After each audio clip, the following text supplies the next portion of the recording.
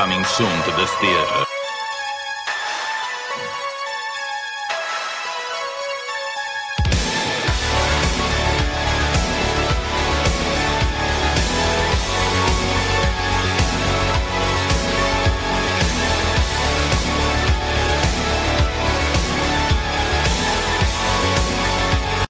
What up, everybody? It's Brian back for another week of CG Horror Movie Club.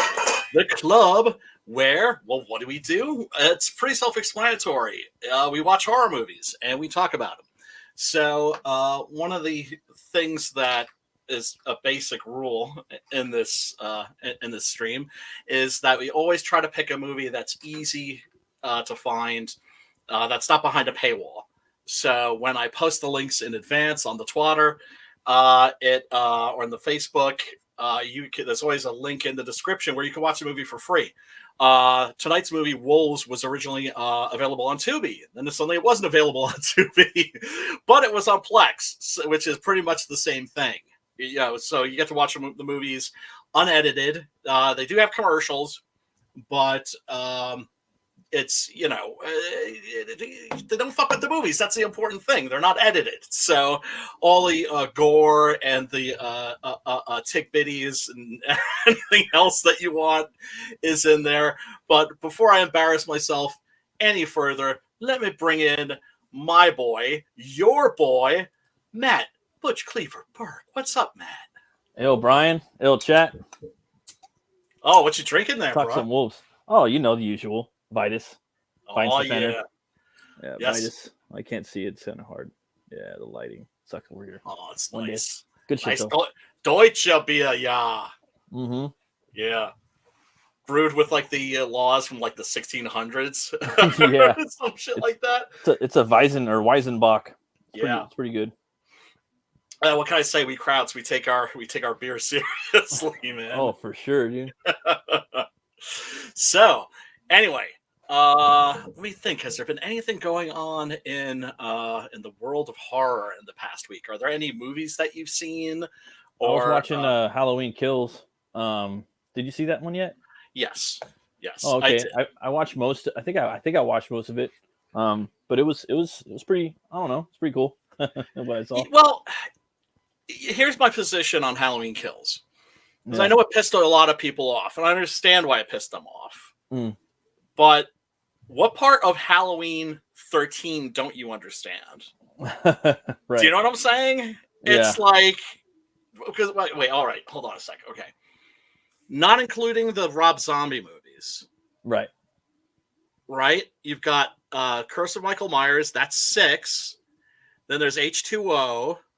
Yeah. And then there's was it Halloween Resurrected or some shit like that? I think so, with like Busta Rhymes and shit.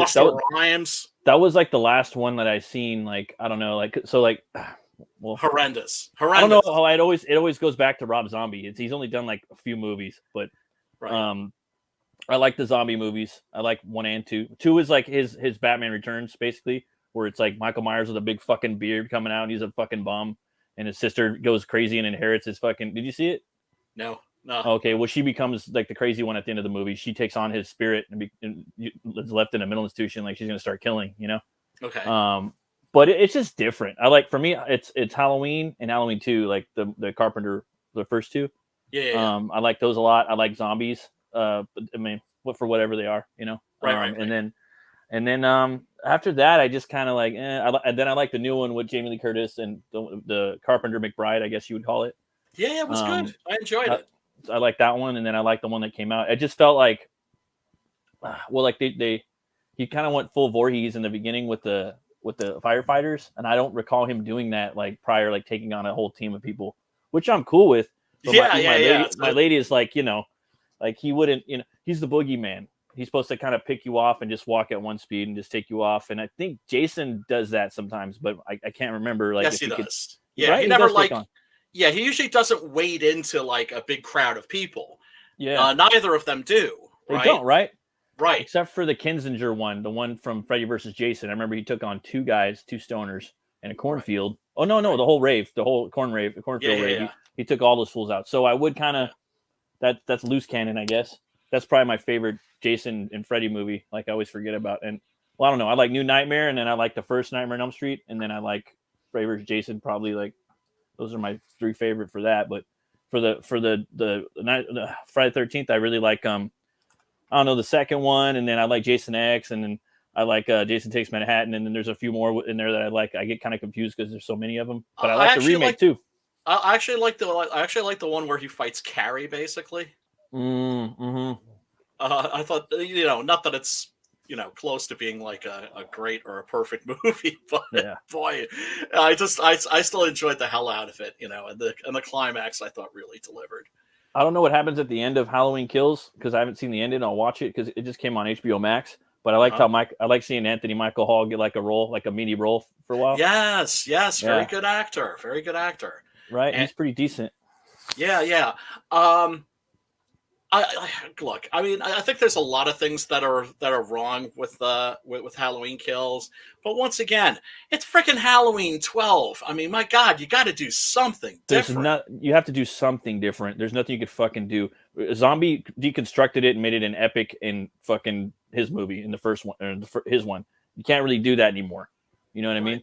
So you have to think outside the box. They and then even his second movie, he did not do that. It wasn't that. He was a homeless person with a big beard. It was fucking Sabretooth playing Michael Myers from Tyler Mane, which I thought was tight as fuck.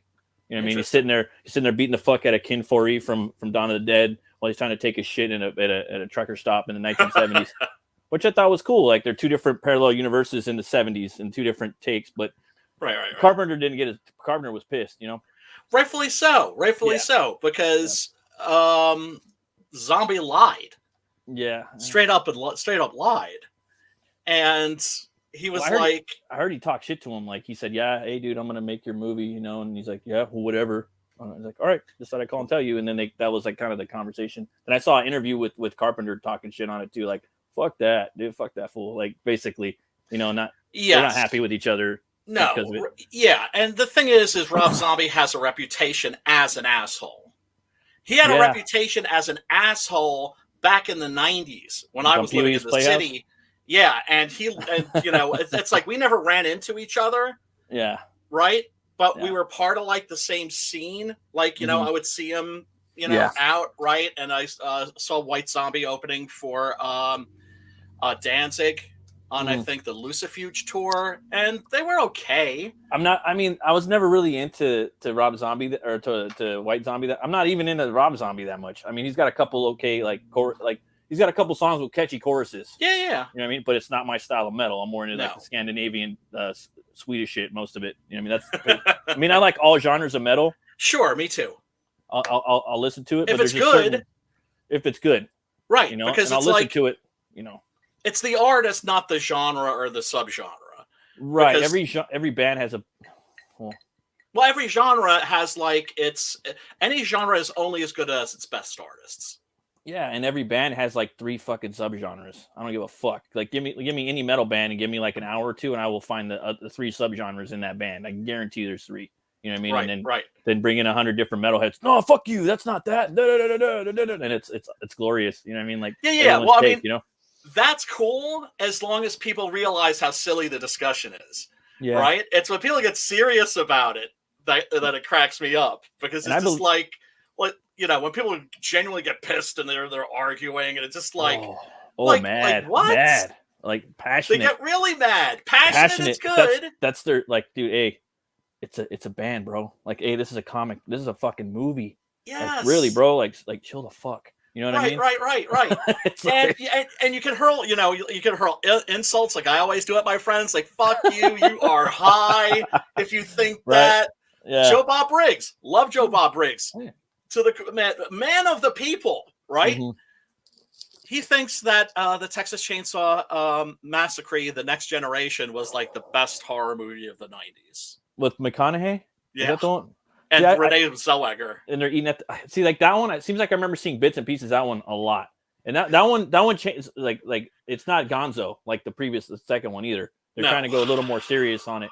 I remember watching it, but it wasn't fun, dude. Like the first one was groundbreaking, was like a genre setting. Yes. And then the second one was Gonzo fun, like with a bigger budget. And the third one was kind of like, I don't know. It was other faces. It's all right. It's all alright. right. It wasn't that bad, but I mean, it No, it's wasn't. okay. I don't know. I don't know about The the trailer best. is great. Have you ever seen the trailer for Leatherface Texas Chainsaw Massacre 3, where I just where like Leatherface is hanging out by like a lake and the chainsaw comes out of the water like Excalibur, that's tight as fuck. right? Have you seen that? No, It's hysterical. It goes that's dope as flying fuck. through the air and he catches it and it gets struck by lightning and then he spins around and I remember seeing the box at the video store, like this place called Video Line, because there were so many video stores, and yeah. and he's just like his fucking face with like a chainsaw and it's all engraved on the blade, like some fucking scripture. I'm like, Saw his family.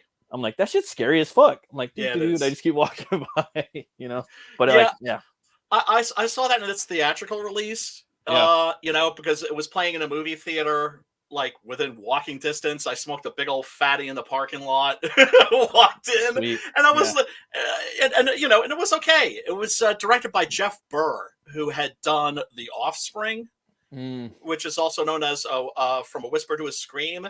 And the screenplay was by David J. Shaw, who was one of the big splatterpunk writers that were popular at the time. And actually, David J. Shaw is the guy who ended up buying the movie rights to a very obscure little comic book that hardly anybody had seen or read. I certainly could never find a copy, although I saw advertisements for it on the back of other comics.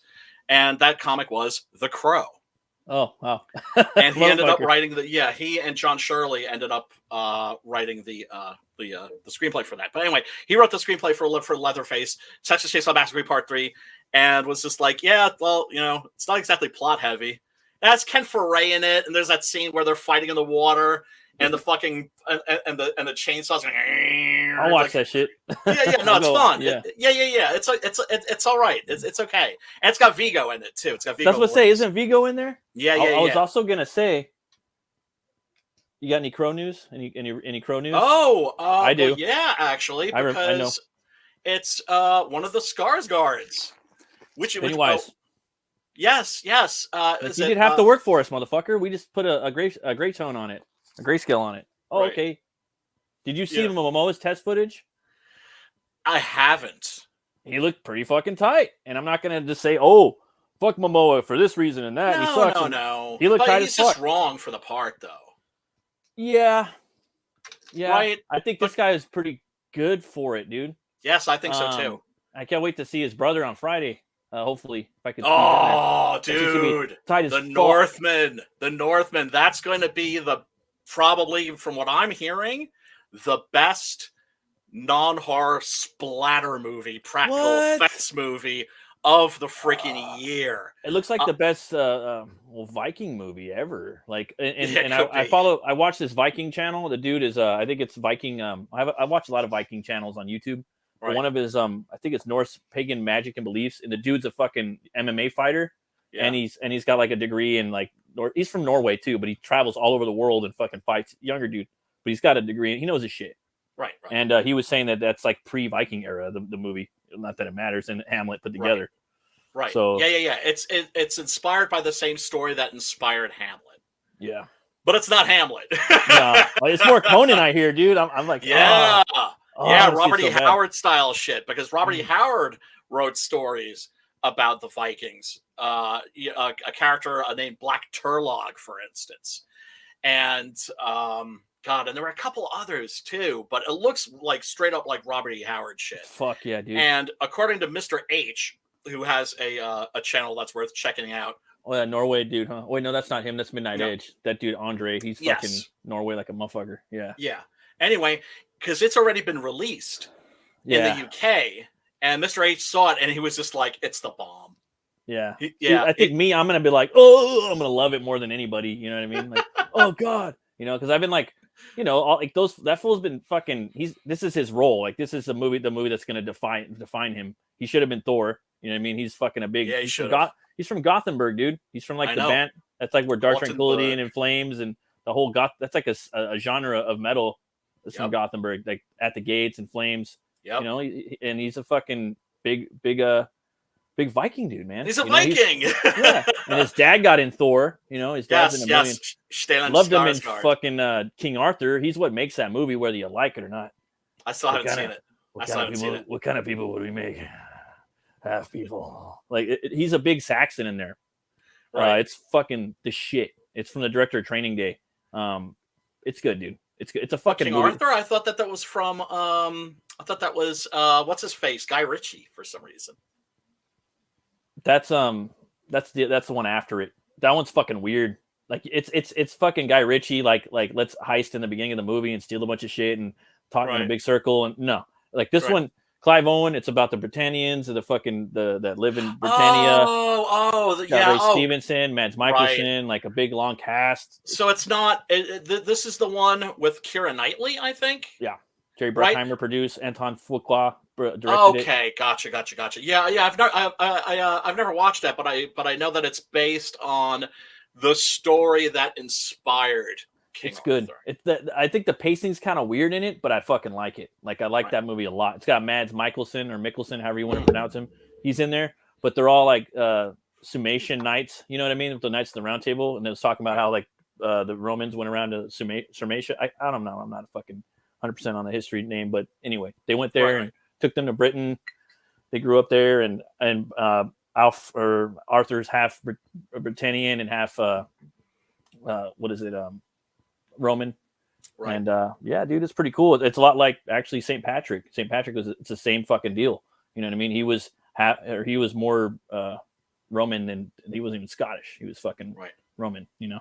Well, Arminius, you know, who was behind the massacre in the Black Forest, which was the beginning of the end of the Roman Empire, was the son of a Germanic barbarian chieftain who had been taken as a hostage along with his brother and raised in Rome. And so he knew everything about the Romans, and he had gone overseas and seen, you know, how the Roman Empire treated its subjects. I was like, oh shit, like they're gonna do that to my people. And he went back, and so he was the guy that knew how to fight the Romans. It was like, we can't face them on a battlefield; they'll wreck us.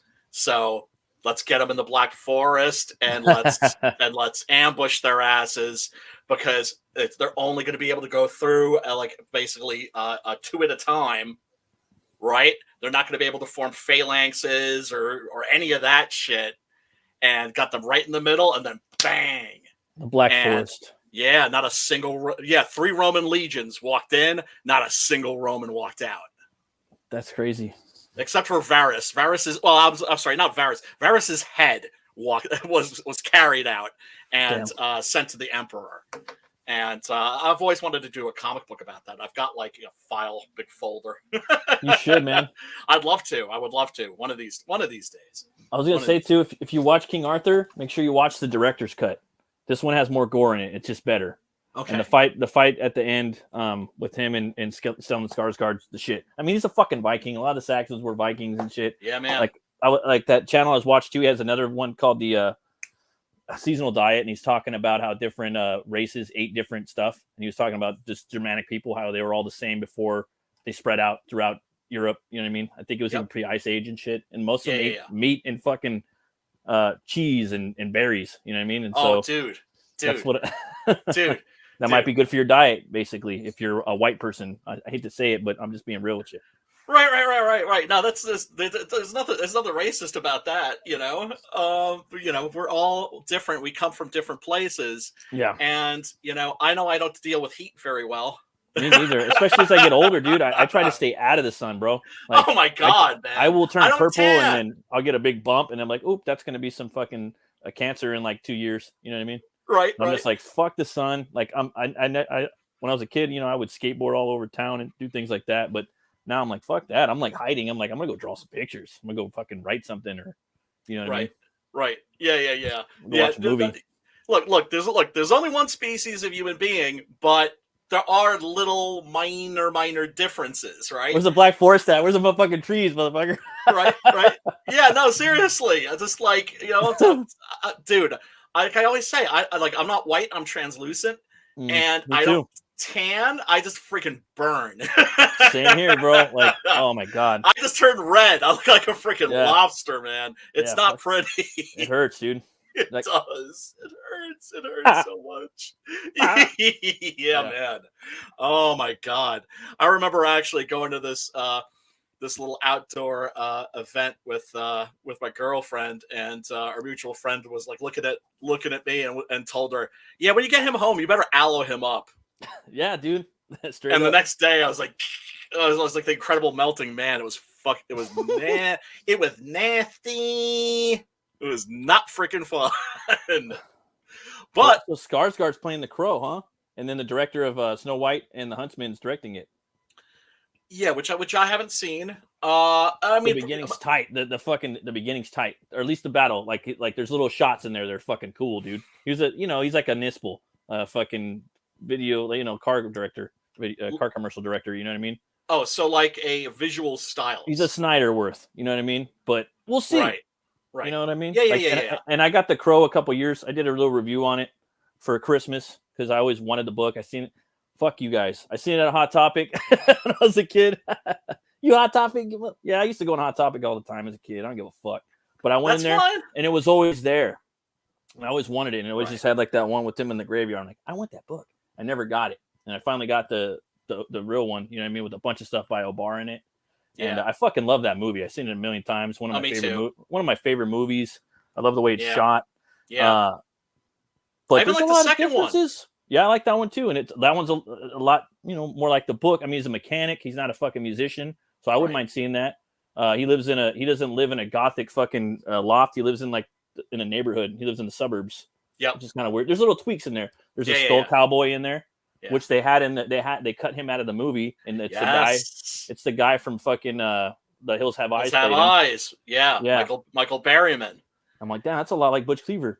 Yeah. And I'm like, damn, he kind of, Yes, like a live screen adaptation of him, and I seen like stills. I'm like, damn, that's pretty fucking awesome, dude. And there's footage too. There's footage where you actually hear the dialogue that was being recorded, and Michael Berryman, of course, is speaking through this prosthetic makeup, so his voice is very muffled. But yeah, that footage does exist. Yeah, there's a lot you could. I love that shit. There's a lot you could do with that. You don't have to fuck with Brandon Lee and Proyas's shit. No, but there's still a lot you could fucking do. Like the whole thing about the train and the horses running and flashing back and things like that. I would probably, I'd probably make the movie black and white. Fuck it. I might do that if I was a director. It would be kind of hard. I would saturate the fuck out of it like Proyas did. One of the two. Exactly. Basically, what Proyas did with the first Crow movie is that it's black and white in color. Yeah. Right. And then what Tim Pope did for Crow City of Angels was he made a silent movie with sound. Yeah. Right. Because a lot of the lighting that's in that looks like tints that you would see in old silent movies. And even Mia Kirshner with those wide eyes, it immediately made me think of The Passion of Joan of Arc.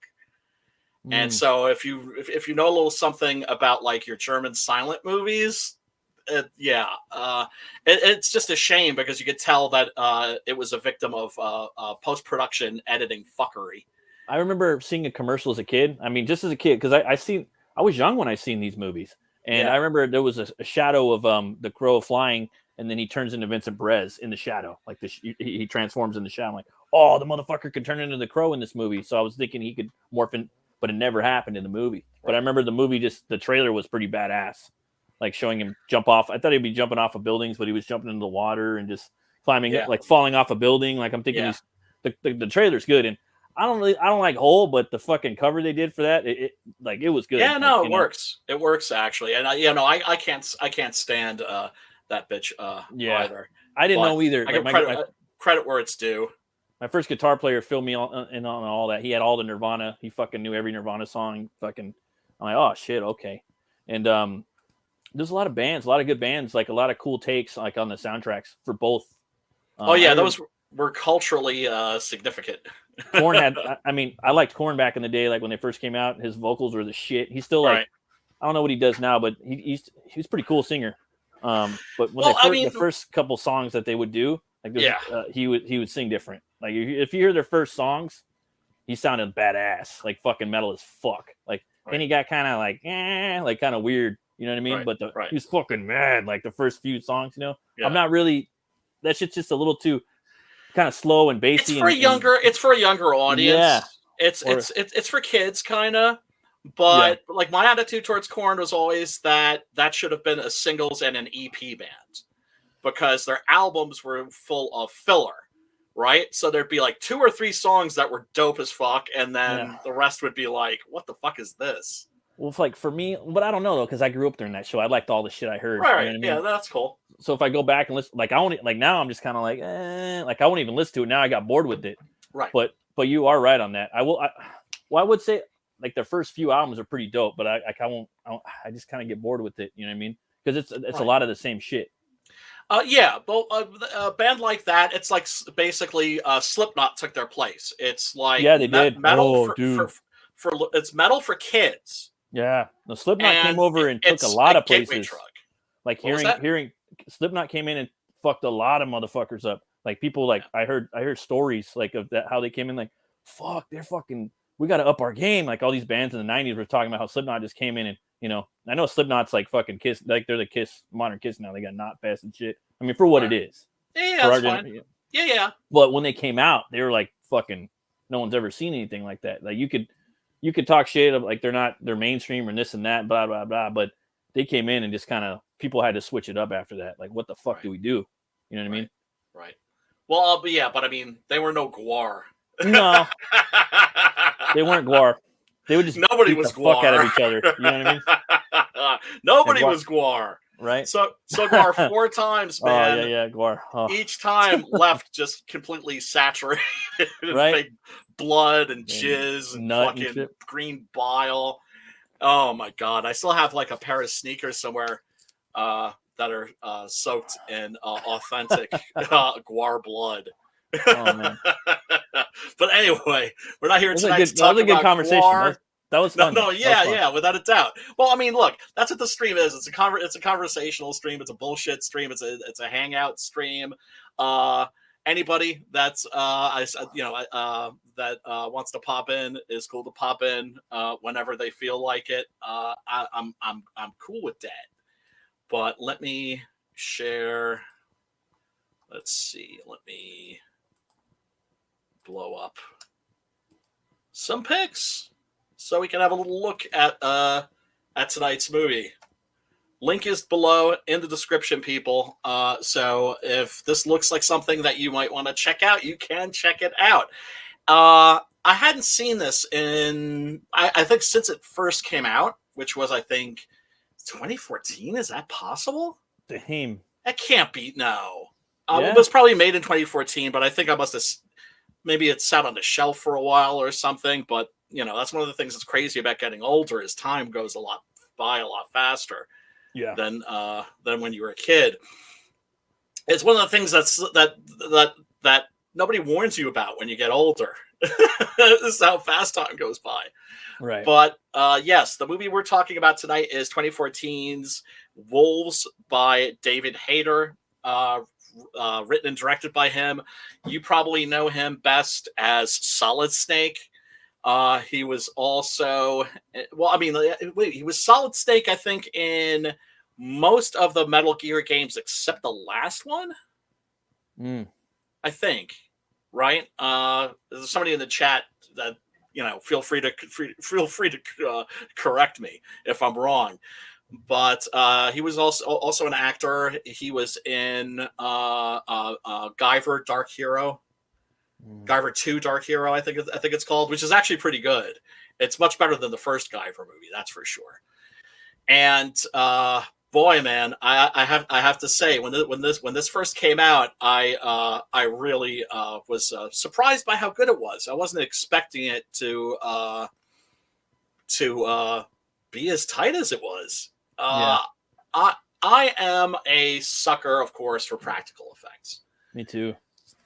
And when I was watching this last night, I kind of had the same feeling that I had when I first saw it, which was this is pretty much how they should do the Werewolf by Night movie. Right? Yeah.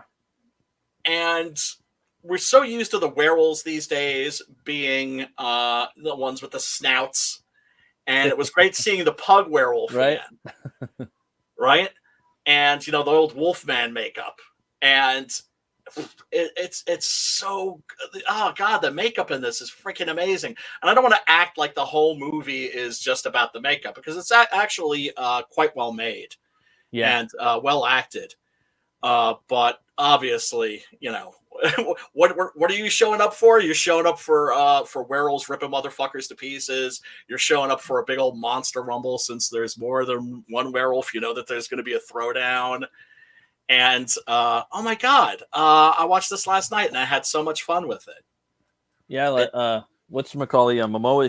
He can be pretty scary. I think if they like took his werewolf and put it in a movie where it was I don't know, like there's just certain little things that like if with that werewolf, that character, like it could be terrifying, like even more scary.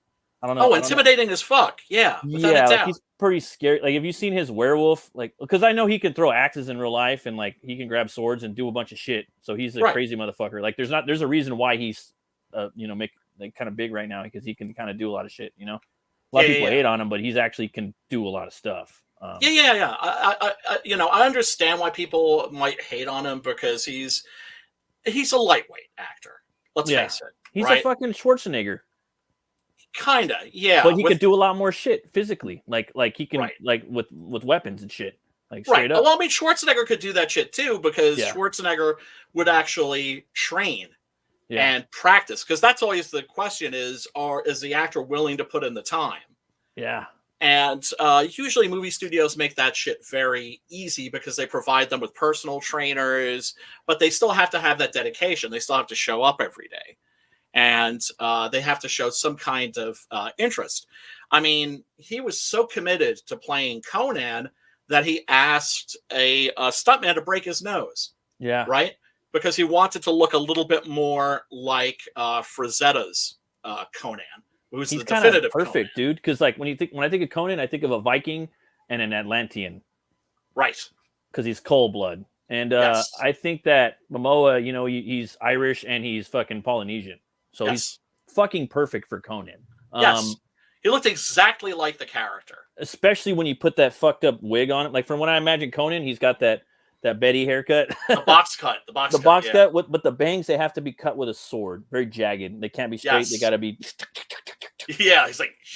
Someone CGI'd a wig on him. He looked fucking exactly like him. And they gave him the blue eyes. I'm like, dude, that's fucking Conan. Like I would still to this day, I would still cast him as Conan. I'd pick him over everybody in Hollywood, because he could do the sword work, and he could do it. And he likes Howard. He was talking about it when he was filming, because during this time I was like, I didn't know who he was. I just knew he was from Stargate, and I'm like, I don't know, dude. He looks kind of thin, you know what I mean? But I didn't know how big he was, and then I started figuring out like, oh, this dude fucking he would go to his mom's house because his mom lived in like Iowa or something. His dad lived in Hawaii, and he would go back and forth because their parents were divorced. But he would play hockey, and he did a lot with like knives and swords and axes and stuff like that. So like even in that movie, Bullet to the Head with Stallone, he knows how to throw axes around. Even in here, he like flips the axe around and catches it. Might be a rubber axe, but the dude fucking he knows how to use his swords. Like watch him with Conan. And this is before he got all fucking yoked up. Before this is pre Khal Drogo. Yeah, this is pre Aquaman. Pre Aquaman, yes. And he's certainly, like I said, as an actor, he's definitely a kind of a lightweight, but he has presence. Definitely, dude. Like he's perfect for Lobo too. I would still again cast him over everybody for Lobo. He's perfect for Lobo. Like he's still got a couple. I know it's the same universe, but dude, look at him right there. Paint that fucker's face white. He's already got the like little mustache on the side, which isn't a mustache; it's a tat in the comics, but. Yeah, dude, he's a cool performer, dude. You know what I mean? It's just seeing him throw around the fucking thing. And I was thinking the other day too about Aquaman. I know there's a whole Amber Heard bullshit and all that shit with Johnny Depp. I don't give a fuck. But I was thinking like, damn, that movie's fucking tight as fuck. Like I never really like that movie's sick, bro. Like there's a bunch of I like James Wan, dude, and he just really like that movie was cool, dude. Like I liked it too. It could have used like there's a fight scene at the beginning that really could and should have gone right. It just didn't belong there. It's just like, well, we have to show that this woman's not a damsel in distress that she can kick ass. Yeah, right. I thought that was bullshit. She's weird, dude. Nicole Kidman. She's kind of fucking weird. She's the Ice Queen. She's got a weird upbringing too, dog. I don't know if you ever looked into that shit, but her dad was like a rich fucking dude in Australia that was like allegedly part of these like hunting parties and some crazy shit like that, like some crazy shit. But she's fucking weird. It's like some Eyes Wide Shut shit that she later went on to be in. Right. I always referred to her as the Ice Queen. The one movie that I thought she was perfect in was the one. Oh God, I'm trying to remember. She was fucking awesome in the '90s, dude. She was nice. She was awesome in the '90s. I think she's just got kind of weird and fucking woke and fucking. What's that movie where she gets whacked at the end by David Cronenberg? I don't know. She plays like a very unethical journalist, and then David Cronenberg shows up at the end as a hitman and like whacks her and like buries her under ice. And in that, she's playing a sociopath. Yeah. And I thought, like, oh, excellent casting, because she always left me cold. Yeah, totally felt that way. And I always found her performances cold. I like Far and Away, like whatever the fuck you want to call it. That movie's tight. It's a cool Irish fucking immigration movie directed by Ron Howard. Great movie. Tom Cruise. They go there. He's a bum. He has to fight his way through everything. Fist fight, bare knuckle. She's a rich kid. They're forced together to come to America, and I don't know. She's cold as fuck in there too. Right. I always think of her as the anti Renee Zellweger, right? Because Renee Zellweger is somebody who always brings a lot of warmth to her performances and sincerity. Yeah. And actually, we were talking about Texas Chainsaw Massacre: The Next Generation. Somebody brought that movie up on a talk show, I guess, to maybe try to like embarrass her. And she wasn't embarrassed. She was like, "Oh, I had so much fun making that movie. It was so cool. I was like running around, getting screaming and chasing the chainsaw. It was awesome." That's how I am, dude. Like, I look at things like if I live my everything on my sleeve. I don't give a fuck. You know what I mean, some people are like, dude, I don't care. No, you know what I mean. Life's too short. Life's too short, man. I'm just a fucking human, and usually the person calling me that, they're probably human too, and they ain't perfect either. No, everyone's got dirt, you know what I mean? And everybody's got dirt. If they want to call it dirt, but again, I don't give a fuck. You know what I mean? Yeah, I really don't. Well, look, we all have, what Jung called the shadow self, right? Yeah. And that's a side of us that we're not that proud of. As Jung put it, and this was a speech that he gave to some clergy, where he said, let's each and every one of us has a side, an aspect to ourselves that, if we were to like appear before God and God were to see it, we would cower. Yeah. Which I thought was a really great way of putting it.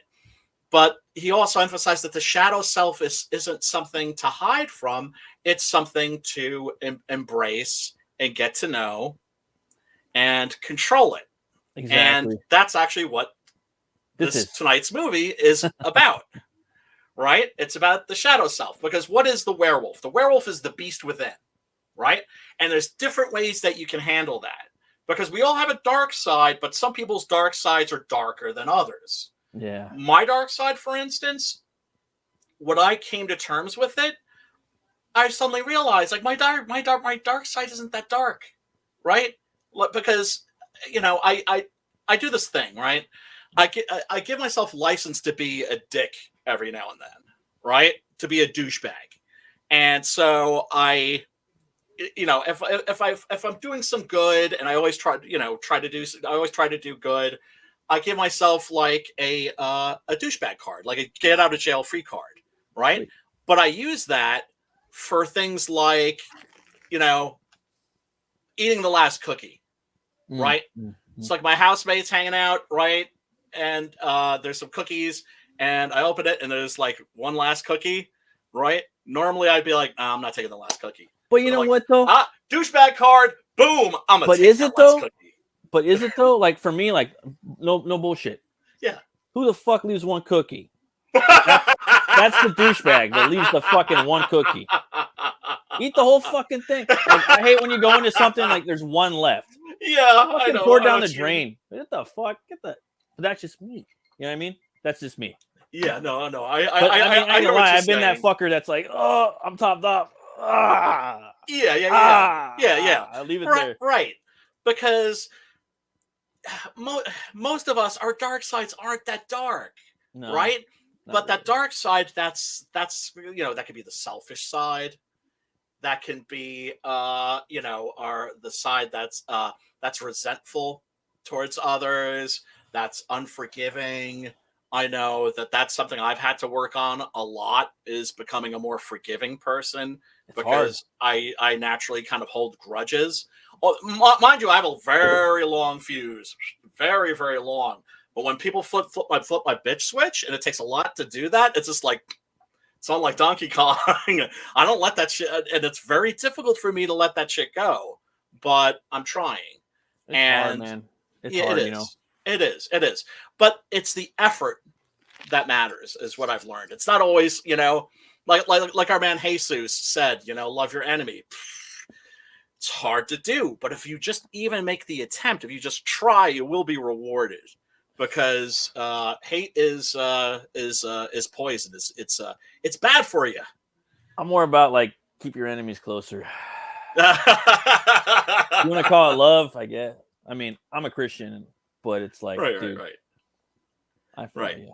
Yeah. Because look, man, if we can be forgiven for our sins, we can at least try to forgive other people for Well, dude, like for theirs. I don't want to sidetrack too much, but Yeah. I fig I was always under the impression, like, until this last year. Okay, I'm 38.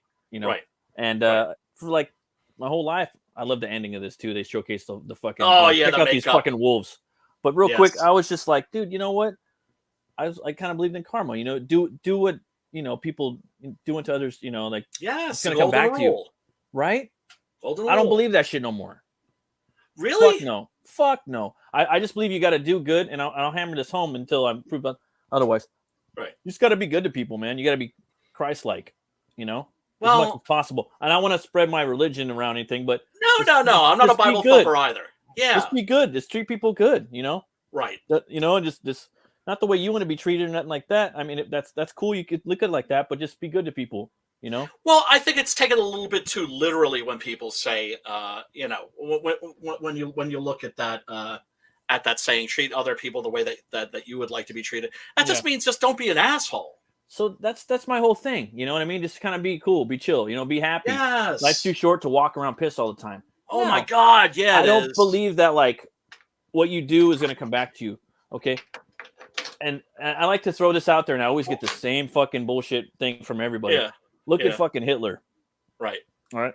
Right. Well, I'm like, yeah, well, nothing happened to him. Well, you know what? You don't know if he was living in a personal hell inside his head. I don't give a fuck. Fuck that motherfucker. Yes. He didn't get enough. So yes, he got off easy. All those motherfuckers. All these pedos and rapists and killers and all these motherfuckers in the whole fucked up world. They're going around fucking doing all this evil shit. There's nothing happening to them. I know. So this is why I feel this way, and it's going to take probably another 30-something years for me to feel otherwise again. I just feel that we need to be good to each other. Yes. That's it. Yes. Without a doubt.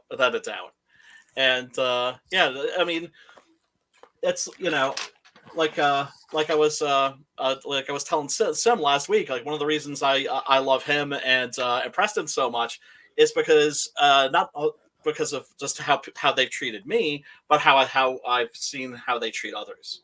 Right? Yeah, they're very selfish. They're very selfless in the way that generous and generous. Yes, in the way that they conduct themselves. Right. And not to bring Jesus up again. You will know them by their fruit. Don't listen to what they say. Watch what they do. Exactly. Sometimes you don't got to talk. You just speak through your actions. Yes. Yes. Absolutely. Deeds, not words. But yeah. Oh my goodness. This scene was probably one of the scariest. You know what I mean? Yes. Like, I don't know, man. He's like, genuinely menacing in this scene. Yeah, genuinely menacing.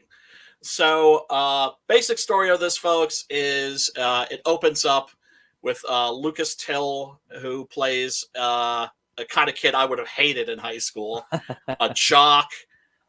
He's like, captain of the football team. He's got like a gorgeous girlfriend. He's really good looking and fit, and big man on campus. And then everything goes to shit. And he discovers that he has a dark side, and it's coming out, and it's manifesting itself in the form of visions, weird dreams, headaches, right?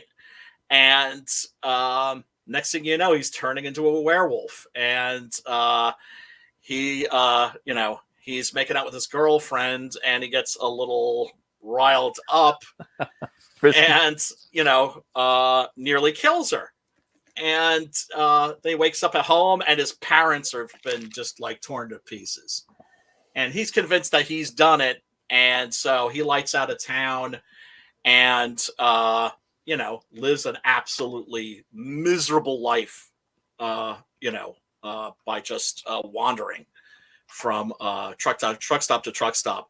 And speaking of the truck stop, one of my favorite scenes in this is when he's at a truck stop, and this ho approaches him, and he politely brushes her off. Right? He's just like, "No, I'm good." And then when he comes out, he sees these motherfuckers manhandling her, and beating on her. And this is very symbolic of it. This deals with lycanthropy in a similar way that Wolf did, right? Which is to say, it doesn't have to be a bad thing, right? It's channeling the aggressive side of your nature into being something potentially positive, or something that is potentially useful. Because like any real man, he's not going to fucking stand for this shit, right? And just stand there and or walk by, and no, he's like, "Oh, you need to stop now." And of course, they talk some shit, and he wolfs out on them. Look at that makeup! How great is that? That looks so cool. Oh my god, man, that's cool. Oh my god. And I just love when he just tears into these motherfuckers. And there's a great shot where the ho is running in the background. In the foreground, he's just like, and his blood's flying everywhere. I could just watch movies like this, like Wolf and like this, and the Wolfman. Yeah. I like the Pug a lot, dude. Yeah, me too. When it's done like with really a lot of love, you know what I mean? Watching him tear shit apart looks really cool. I guess he's MacGyver now too. I didn't know that. Yes, and he was, I think, Polaris in the X-Men. Class. That's right. Yeah. What we're looking at here are like some of the test photos that they did for the makeup, right? Mamoa is so scary, dude. Oh, dude. I mean, if you're David Hayter and you're putting this movie together, and you've got this Academy Award-winning makeup artist. I forget who it is actually, and they do like some they do the actors up in the makeup and do like some test shots like this just to have an idea of what it's going to look like on film. They've been doing this sort of a thing since like the Planet of the Apes, and this is what you get, right? This is what you get. You get this like these amazing makeup shots. Look at this shit. They all bloop. That's freaking badass, man. What I liked about too, like, is the the action was pretty cool in here too. Like you like the truck stop. I love the end, dude, because it goes full like boss fight mode. Like he does a fucking power bomb, dude. Like Mo power bombs that full. It's so cool. Yeah. Boom! Like I was like, that's so cool. And that's one of the things that I love about this movie. It does have a focus, and its focus really is fun. Yeah. Totally, this is a very jolly movie. Definitely. Like, yeah, absolutely. It's there's something, especially when he goes flying through the air, and attacking these fools. There's something very fuck yeah about it. And Momoa is a straight up beast in here. He's Yes. and I will say that there's some twists and turns in here. You know what I mean? I always thought Yes. Hader was the Motorhead dude, but it's not. I was wrong. No, it was yeah. John Piper Ferguson, who Yeah. is a mainly known as a TV actor. Mm. And oh my God, when he wolfs out, does he look amazing or what? I like the story in here. Like, I mean, I like the way it twists and turns, and I don't remember it.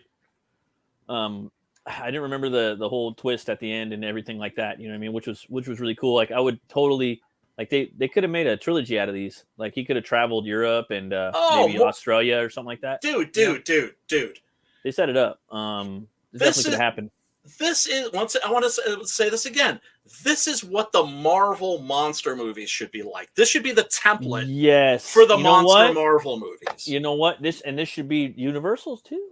This is the route they need to go. They need to go fucking a little action, because that's what the Universal kids want a little bit. They're into their manga now, and they're not. Superheroes are dying. They're dying off. It's going to be gone. I kind of feel like the Universal monster movies should be proper horror films, and that the Marvel monster movies should be more like this. That I could agree with. I ain't gonna lie. That's right, because then you get both. I like right, but again, I like Wolfman though. That's the thing. No, I liked it too. That's kind of Marvel-y too. That's kind of Marvel-y in your theory, right? I wouldn't say that. The Wolfman remake, I like it. That's one of those movies I like it more than it deserves. I love that fucking movie. We're gonna have to do that one day when it gets free, but I fucking love that movie. That's my favorite werewolf movie. You know, and it kind of grew on me over the years, and it just has everything I want in a fucking it has too many things that I don't need in a werewolf movie. Well, I remember being in the theater watching it. First of all, the Benicio was cast. I was like, oh hell yeah, because he's one of our greatest living actors. And it's a remake of the Lon Chaney, and he looks like Lon Chaney's Mexican fucking nephew. Like, they share the same face. He looks like he's related to him. Yes, straight the fuck up. I mean, and the way that he carries himself too, right? Mm-hmm. My problem was the fact that the screenplay, which was written by why am I blanking? Andrew Kevin Walker, the guy who wrote Seven. He decided to make it about his daddy issues, and that's the problem that I have with that movie. And there are a couple other issues, but you know what? I just remember sitting there and I was like, I have a problem with this. I have a problem with that. Why do I like that? Why do I have this big shit-eating grin on my face now? I like the daddy issues though, because they're fighting for the fucking like the daddy. End. I feel like the dad, he's so sick. Like, he's this crazy fucking fighter and this crazy hunter, and he's always trying to fuck the motherfucker up or the animal up. He's trying to hunt it. You know what I mean? And I think, and then he's a psychopath at the same time that wants his kid to kill him and to usurp him. And that's what I got out of the movie. And he loves fucking with them psychologically as he's turning into this beast. You know, because he's lost his mind. He's clearly just a lunatic. I think he just was the whole time. I just think he was a psychopath. His father, and I don't know. I just like that shit, and I like the whole and there's little things in there. I like how Max von Sydow did the little Beast of Gevardon thing in there, and then the whole fucking Hugo Weaving's Aberline fucking Ripper solver of the case. You know what I mean? They're just throwing the little things in there, and the whole. I don't know. We'll do it one day.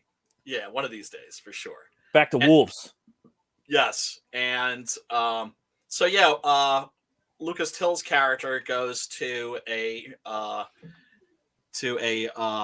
another truck stop or to a little town, and there he meets John Piper Ferguson. I'm looking for a really good. He's fucking Motorhead, dude. He's Motorhead Wolf, dude. Straight up, there he is.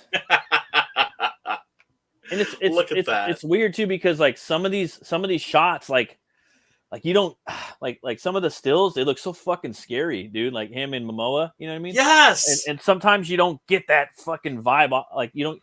You get sometimes the stills are more scary than what you get out of the movie sometimes. Yes, because the movie's not trying really hard to be a horror movie. But I just feel like it's if they would have just turned the camera in a couple of spots a little different and focus, let it hang on him for a second, while he's staring right at you to make it eerie. Yes. Yeah, and he's just dripping and I don't know, figure something out to where it's lingering on him and it's building a little suspense. I'm not a fan I'm not a fan of the Underworld movies. I really don't care for them at all. Right? I've seen them all, but I've seen. I love them all.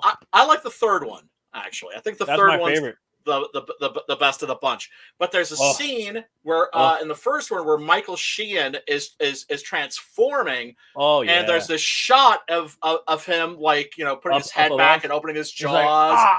And it was like genuinely, I was like, all right then, like that was genuinely creepy because. But he's a good actor too, though. Oh, he's a terrific actor. There's a lot of good English actors in there, thespians, a lot in there. For me, it was dude, yeah, like, fuck, bro, like that first one's really good. Like, I don't know, but as it got older, like the first three, 1 and then 2, and then 3, like they're out of order, but those are the best ones. But I like them all because they all do a little. I'd draw the shit out of that. Right? Not that I would draw it good, but I would tempt it. Right? Look at that. Kind of remind me of Come on, man. Come on now. Eyes, dude. This big yellow fucking eyes. I know. Fuck. And you know what drives me crazy is I know they're going to do Werewolf by Night, and it's not going to look anything like this. It's going to be fucking CGI to the fuck out. You know what? I figured it out. Come on now. They did the technology on Morbius too, where that TV show Grimm, where they would have a monster of the week and they would CGI the fucking face of the monster. Oh, it's so fucking gross. Like, really, dude? Really? Like, there's some badass fools that are like, even in Comicsgate, even in CG that are making fucking makeup that can do that shit. Dude. You know what I mean? Like, what the fuck? Like, dude. You're putting people out of business, dude. You're putting fucking practicality out of business. And it's whack. It's whack. Well, here's the thing. Practical makeup effects, we have one thing. There's one reason why practical makeup effects have survived, and that's The Walking Dead. That's given us that sort of brought practical makeup effects back. Yeah, right. Yeah, and thank goodness for that. And you still do see there are filmmakers out there, but it's all in the low budget movies. It's all in the independent films. But if it's a big mainstream tentpole movie, a Morbius movie, why does that need to be like a $200 million movie? Why don't you make that for about 20? Hire a real actor, not a male model. No, you're right. Right? Yeah. A real actor, not a fucking male model that has a Jesus complex and that doesn't have a problem wearing prosthetic makeup. That's going to look 100,000 times more real than CGI because it is real. It is the real thing. The way the light hits it and everything, it looks 100% more real. And we know it. We just know it. We know it on a primal, on a Homo sapien level. We could see it as our eyes, and we have no control over it. We just know it. Right. And damn, that's a good still. isn't that fantastic? Yeah. Oh my god. So basically, homeboy Lucas Till. I love this shot. How great! That's a good one too, man. There's a lot of good shots in here. Like for me, I'm again back to Wolfman real quick. Wolfman's got a lot of those shots too, where there's really good cinematography. Boom. No, it's beautifully shot, and I'm glad that it wasn't because at one point, it could. That's the other thing about the Wolfman remake. It could very easily have been a disaster. Do you know who they wanted to direct that originally? Well, there was Brett Ratner. Fuck no! That they got the guy from Rocketeer at least. You know what I mean? Yes, James Johnstone, and the co-creator of Boba Fett, the actual character. Yeah. And the director of Captain America, the First Avenger. Yeah, and I like both those fucking movies. Like, yeah, me too. Straight popcorn flicks. But real quick, I like Anthony Hopkins in there. For me. He's always just sitting there. He's just sitting there, fucking eating the apple and watching the chick on the stairwell. Emily Blunt, just like, and she's like, and she's like trying to engage in a conversation with her, and he's just like eating the apple, and he's just full on like Beast. You know what I mean? And Emily Blunt also. One of the best she's the shit, actresses. Dude. She's really, really good. She's terrific in that. She's one of my favorite. Her and Kate Blanchett are probably my two favorites. Like, Toni Collette is like a fucking genius. She got robbed not getting the Academy Award for Hereditary. Oh, dude, that movie! Like, I don't know, her performance in that is astonishing. She's good in there, dude. Like that movie's solid. I think her and Gabriel Byrne good. Both made that, like produced it, right? A lot of people are like, that movie was stupid. Like, whatever. I was scared. That shit was scary, dude. Very good. I know shit like that in real life. It's a classic. So I'm just like, that shit's fucking scary. Like sometimes the closer you are to shit that's in a horror movie, sometimes you can kind of relate to it and see shit in real life, and it kind of can be a little scary sometimes.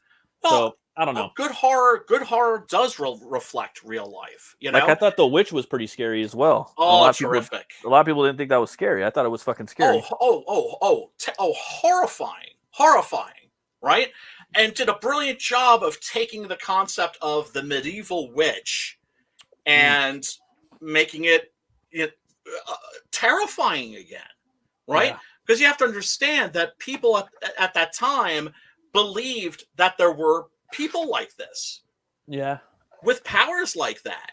Maybe there was. Maybe there is. Maybe there is. Maybe there right. isn't. Yeah, exactly. Right. But that's what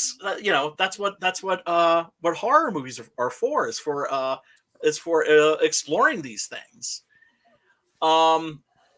It just, oh man, I wasn't crazy about The Lighthouse. I kind of think that there's a little bit of a sophomore slump there. I haven't seen it yet. For Eggers. It's not bad. It's a good movie. It's just, I was kind of like, I felt like it made a promise it didn't deliver on. I got to check it out. I know it sounds stupid, but the one reason I was going to watch it is to see if Pattinson could do a fucking Batman voice. Oh, dude, there was never anything. See if he could hit that low tone. You know what I mean? Because like Gary Oldman, he's always talking like they say. But when he plays fucking Dracula, you a friend, D. Like he could fucking drop the D. Like, oh, okay. Right. And I was like, okay, I've seen some commercials. That guy could kind of do it. You know what I mean? Yeah. So, I'll check it out. Yeah. I know, but I'm gonna go see. I'm gonna go see Northman first, though. Fuck. Oh, without a doubt. Hail Sim. Oh, he loves the pugs. Sim the chat. What up? What up, Sim? Where you at, Siminator? Yeah, man. Get Hop in in here if you feel like it. Links in the DMs, yo. The pugs were badass. Yeah. Hell yeah, they were. And it's nice to see this kind of. It's so great seeing this kind of a werewolf actually making a comeback. Hail Sim. What's up, brother? Yeah, it's American Werewolf all over again. No, Teen Wolf. Sorry. Well, right? Well, this is what Teen Wolf actually should have been. No, it's what Teen Wolf was, the family-oriented one. It was like a comedy. It was not horror. It was not action. It was just a comedy. But they made the pug relevant more than just being a funny little. Oh, that's a good movie. And like that whole heart-to-heart talk he has with his father in the bathroom. Yeah. When he first says metamorphosis, that's the soul of the movie right there. Yeah. Oh God. What am I going to do with you? What am I going to do with you guys? What am I going to do with you? Oh. What? Everything has to be horror to be good? Damn it. Werewolves. Do not. I'm just saying. Okay. Vampires do not sparkle. Nope. Zombies do not eat animals. Werewolves do not play fucking basketball. God damn it! They rip people apart. Yes, they would, because they have animal reflexes and animal skills, and they would just be better than everybody at anything sports. Well, yeah, I mean, Lucas Till's character in this is really good at and he would probably not be playing basketball. He would have played football. Let's just be honest here. Right, which is what he's doing in this. Yeah. And then he nearly kills one of the players on the opposing team, and that's when he starts to realize that things are getting out of control, and that something inside him is getting out of control. And then he kills his parents. Yes. Yeah. Yes. Spoiler. Oh, that's another sweet shot right there. That's a good shot. Yes. Yeah. Well, wink, wink. Yeah. Spoilers. But yeah, I mean, can I say one thing? Like, as for the first time I saw him, it reminded me also of the mix of vampire and werewolf they did in the Underworld. Oh, the hybrid. Like yeah, if you give him the blue tint on him, like, he kind of looks like him. Yeah. Well, I mean, yeah, I wasn't crazy about that makeup. I wasn't crazy about the lichens. I thought it was a whack werewolf design. I just really don't like the Underworld movies, except for the third one. I thought was okay. Was okay. Matt, let's kick Brian. But the thing is, you got a good point. The thing I like about the Underworld movies is each Underworld movie, they have a new style of werewolf. Each fucking Underworld movie. They did make them better. And one of the things I liked about in the third one, they were hairier, right? Like, well, the third one has William in it, and he's the White Wolf that never changes back. And the fourth one, they have this big gigantic wolf. It's like a super Hulk wolf. Yes. And then I think in the 5th one, they have well, actually, they also have these weird looking wolves too that are like the throwaway like this like soldier wolves in that one. But also the last one, Right. Blood Wars. I've only seen it once, but they have this like man wolf, I guess you would call it. He looks like It's so Sabretooth bad. kind of. But the CGI looks kind of dodgy in the last one. Oh, it's terrible. I really thought that the But Williams last- the shit. check that out. Yeah, that's cool. Those aren't my favorite because I Yeah. mean those aren't the purebred because Williams is a purebred, and so and Victor he's a purebred vampire bat. But I really like William, dude. He's You mean Williams the probably second my one? favorite. Yeah, in Evolution. Yeah. Williams my favorite like werewolf design probably like, and he's practical too. He's all white wolf but yeah. Right. I like them all, man. I like them all. I like the Yeah. bipedal. I like the quadru, whatever. I mean, what's one of the things that's great about werewolves is like vampires are open to a tremendous amount of interpretation. Hell yeah. In terms of what they represent. Now, like I was saying, like the beast within, right? And Yeah. something like the Company of Wolves, which we should do one of these days, which is on Tubi right now, which I highly recommend. That's all about sexuality, right? It's all about sex. I haven't seen that one. Oh, it's incredible! It's incredible. It's by oh God, why am I Neil Jordan? Neil Jordan, the guy who did the Interview the Vampire. Interview with the Vampire movie. And in fact, the reason I was so excited when I found out that that he was directing that because I was a fan of his other movies, but Company of Wolves was shot for about $2 million, looks way more expensive, and hammer time. Hammer time to the core. Yes, hammer. Yeah. Did you ever see The Nun, the newer one that just came Oh out? yes. Did you guys see the Brotherhood of Wolves? Oh yeah, Brotherhood yeah. of the Wolf. Yeah, I'm not as crazy about that as a lot of other people are, but it was enjoyable. I thought it was I'm not no, sure. no werewolves. Is that the French one? Yes, Yes. yes. Oh By the yeah, guy, yeah. I got but- that movie. I love it. yeah, by the guy who directed the Crying Freeman movie, With hardly Vincent, anybody has seen. with Vincent Cassel and Monica Bellucci and all those people. Oh, Monica Bellucci. Oh, Yeah, Brotherhood of the Wolf. Yeah, it's about the real werewolf incident that spawned, Yes. the Beast of Gévaudan. yes. And it's also like Yes. Vincent, or it's also Jim Henson Studios designed the Beast in there. I think One of it's the one of last the. things. I think it's one of the main French girl that everybody thinks of when you say French girl.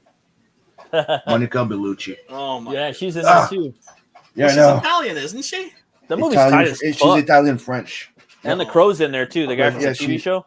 She's French. She's married to Fly, yes. she's also married to Vincent Cassel, Oh, is she? I don't and like she that bastard. and she does French movies. Yes. He did Beauty and the Beast too recently, like around the same time that You the guys- came out. I You was- guys it was need to alright. see. You guys need to see the Doberman. Doberman. Yes, it's on my list. Yeah. Yeah, no, I've always been a fan of Vincent Cassel. He's terrific in. Black He's Swan. like one of those French cats, like Jean Reno. He does good in Eastern Promises too, playing a I rescue. was going to say Eastern Promise.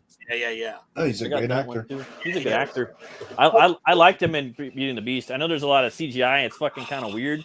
Dude. I would have done it. I mean, we're talking about the whole CGI and practicality It thing. is. They could have farted this out, but I think he does. Dude. I think there's maybe not. I think it is Well- CGI. I think he is all CGI. Well, yeah, and think about Right? this. Yeah, and think about this. What's the definitive Beauty and the Beast movie? It's the Jean Cocteau, right? Nothing else even comes close. And every version of Beauty and the Beast since then is based on that movie. That movie still needs to be remade. Like Yeah. I still think they haven't done it right. I know I- Guillermo wanted to do it. It was funny because he said that he Guillermo wanted that girl from the girl from Twilight, or the girl from Harry Kristen Potter. He wanted the girl from Harry Potter, and she eventually went on to play it in the Disney one. And he Oh, called wow. that out years ago. But Interesting. that one, like, it just still needs to be redone. I think, like, kind of with a low, I don't know, like just all practical effects, all Like- practical, like Bram Stoker's dark. Dracula.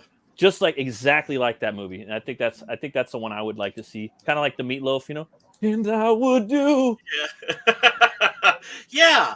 And that's what disappointed me about that version was Vincent Cassel's a terrific actor, and it's just like, well, just put him in freaking makeup. The makeup, Totally, dude. the original makeup of La Belle et la Bête was done by Cocteau himself.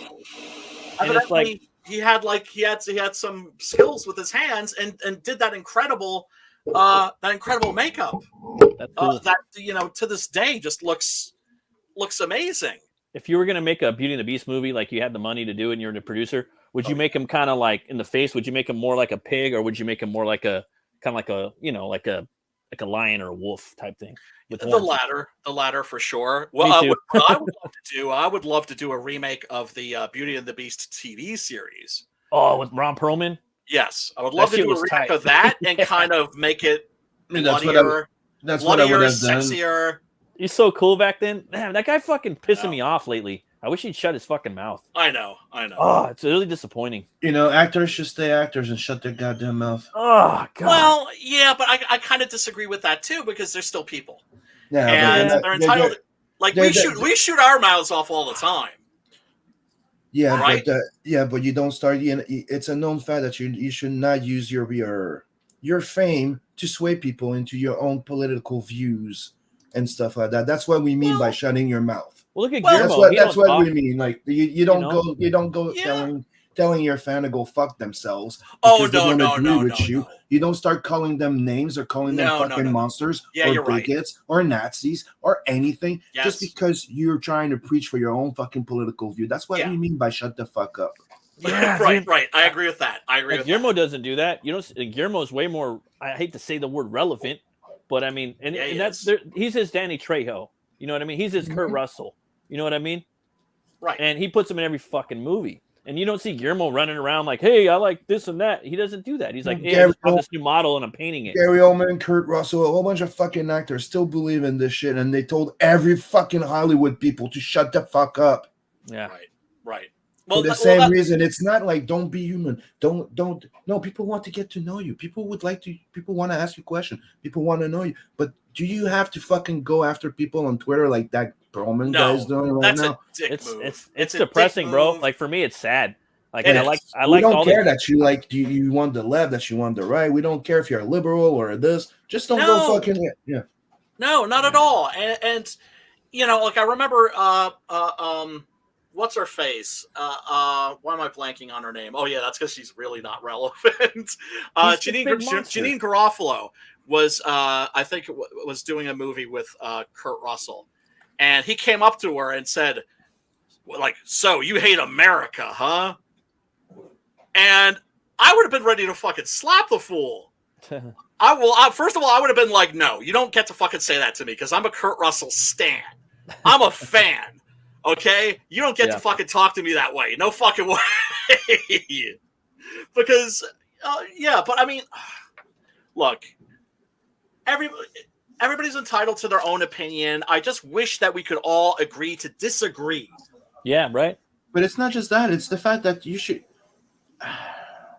just keep politics out of it. You know what I mean? And most of us aren't like, I'm a straight up fucking Republican. I'm a Democrat. I'm a fucking, you know what I mean? Like most normies have, multiple it's a views tribal on things. affiliation. Exactly. It's the same reason why they say you should keep your life private.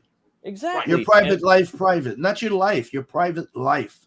Just keep it entertaining. You know what I mean? Like, like you see, like again, Guillermo del Toro. Oh, I bought this model. I'm painting it on Twitter. Like, check this out. You know what I mean? I told you guys. It's almost like they're looking for relevancy. You know, like I know Sons of Anarchy aren't coming. I know that third Hellboy movie ain't coming.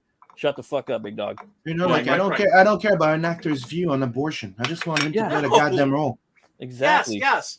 And I told you guys about how my friend Chris in Cali met Guillermo and gave him copies of Six Gun Gorilla. Imagine that, like him doing that. Right. Yes, and said that like after showing the film, he was doing a Q&A, and then afterwards he made himself available so anybody that wanted to come up and chat with him, he would chat with, and was incredibly generous with his time, and basically was what I always heard that Stephen King and George Romero were like, which is just a dude. That's cool. right? Huh? Where he's just like, like us, always a fan first. Do you Yeah. know what I'm saying? Always a fan first. But dude, it's like I remember the interview when they go like, "Oh, what do you think about this?" He goes, "Dude, I'm an actor. Don't ask Right. me about politics. Don't ask me who should be in the president. I'm here to sell a movie." Like a lot of them did that recently, and I think that's how it should be. Yes. Yeah, and it's dumb you don't- because it's like it's real simple. All the fucking Republicans and all the Democrats, they're neither. They don't give a Not fuck. everything's about politics. They're God all damn it. owned by the same motherfuckers. It's wrestling, okay? It's all business. They're there for money. yeah. They're not. Yes, They're not it's- Democrats. They're not Republicans. They're neither. They're there for themselves and they're there to make money. They don't give a fuck about you. It's theater, okay? It's theater. So when somebody gets mad at somebody for voting for the person that they don't like, it's like me getting mad at you because you like Hollywood Hogan. You like Hulk Hogan with the red and the yellow, and I like NWO Hollywood Hogan. Yeah. Right? Mhm. It would be like the same thing. It would be like me just like you think like wait a second. You think that like The Rock is better than Ric Flair? Oh well, that's it. You're a Nazi. So who's the, Right? who's the new girl that's gonna replace Elizabeth for a freaking Macho Man and Hulk Hogan to fight this time? Right, exactly. That's what people don't. Well, that's why when I see all this tribalism, it boggles my fucking mind. What are we gonna do this week? Let's go have Ultimate Warrior just smack her ass and see them now Macho Man and Hulk Hogan being friends and wanted to ruin Ultimate Warrior, but now it's a 2-on-1. So who's gonna come in? It's Right. like how bluntly do I put it? Republicans don't exist in the government. Democrats do not exist. It is fiction. It does it's not a corporate exist. party. It's not there. It's not there, guys. It's It's not a fucking one-party system disguised as a two-party system. I mean, I'm Yes. so glad There's that nothing more there. people on the right are starting to realize that. I've been saying it for years. That's why I'm an It's not independent. about the too. left or right. Yeah. It's, No. everybody's in the fucking center. It's just extremists that go left or right. Right. Yeah. And it's bullshit too. It's not that they actually believe in any of this shit. And all Nope. my wokey friends, I'm like, really? Like you think that you're so radical, and yet if you're so radical and you're such a threat to the system, why is it you've been completely embraced by the system? The worst part is, go woman. Everybody should be a woman right now. Go girl. Women are the best. Female. I The know. future is female. And you go, what's a woman? I don't know. I'm not a biologist. Yeah. Oh yeah, that's right. But go girl. Biological gender doesn't exist, and if you do believe it exists, you're a Nazi. Man, you Like, can call me go whatever the fuck I girl. want. Oh my god, what they did to fucking But don't forget, go girl and guys are bad. But that Yeah, doesn't oh exist. yeah, men are horrible. But that doesn't exist. Yeah. But don't forget it. Yeah. It's like, yeah. dude, men wouldn't exist without women, and women wouldn't exist Yes! without men. We need each other. We both need each other. You know What? what I mean? Okay, so both- And okay, we're both okay. full of Let's shit. play- We're both let's full of play a shit game in here. different ways. Let's play a Exactly. game here. So you know when they say follow the money. Yeah. So follow Always. the purpose. Yeah. Yeah. So Yeah, it is to divide and divide. conquer. It's to divide man and woman, so they don't reproduce. So we're done. So we can easily be replaced. It's then a clear way of genociding people, Right. turning them against each other, and not wanting to reproduce. Hate yourself so much that you don't want to have babies. That all you care about is having a little fucking cat that you think it's like a kid. Yeah. Yeah. Yeah. No, it's true, man. You got all these fucking feminists, and you if got all have these a problem fucking. with me saying that. the and fools. I have a finger up right now. Oh, I resemble that remark, by the way. No, but seriously, I don't have kids because I can like barely take care of myself. But dude, that's not a thing. Dude, that's the thing. That's you will never be ready to take care of somebody else or be a dad until you are a Yeah. dad. And genetically, have you to will step do up. it, whether you want to or Do you not. think I was Right. Set up fucking that way. ready? Dude. I know. Looking back at now, I was a fucking selfish cunt before I had a kid. Right. Right. I didn't think I would be ready to have a fucking kid. Yeah, you're never ready, no matter how much money you got either. You will never be ready. Yeah. It's- not That's the about that fear either. talking. Yeah. Yeah. Yeah. No, I hear you. You know, maybe one of these days. I mean, No, I don't you're know, not man. done. You know, You're not done yet. You're not done yet. You're not in your late 50s, 60s, and even there, you still have people having kids at that time. I know, but I'm kind of No. done like with the One of the dating big differences between thing. being a male and a female. Yes. That Yeah. and also, do I look 53 to you? Mhm. No. I know, right? That's because I moisturize. Yeah, no, you do not, man. Definitely. I not. know people tell, but that's the thing about my generation is people aren't aging the way that they used to. The only Nope. people that I see that are my age that look toe up are the people that have just been abusing themselves. Dude, I have people that are 10 years younger than me that look older than I am. Yeah, man. Yeah. Yup. No, I'm aging. I've noticed I started aging a lot, like over the last 3 years. I don't know. Yeah. Matt looks pretty sexy to me there. I started getting the gray hair. Started Yeah, coming I in. The beard. I have to admit, the last few years of what we've been doing I've made me grow a few years. Yeah.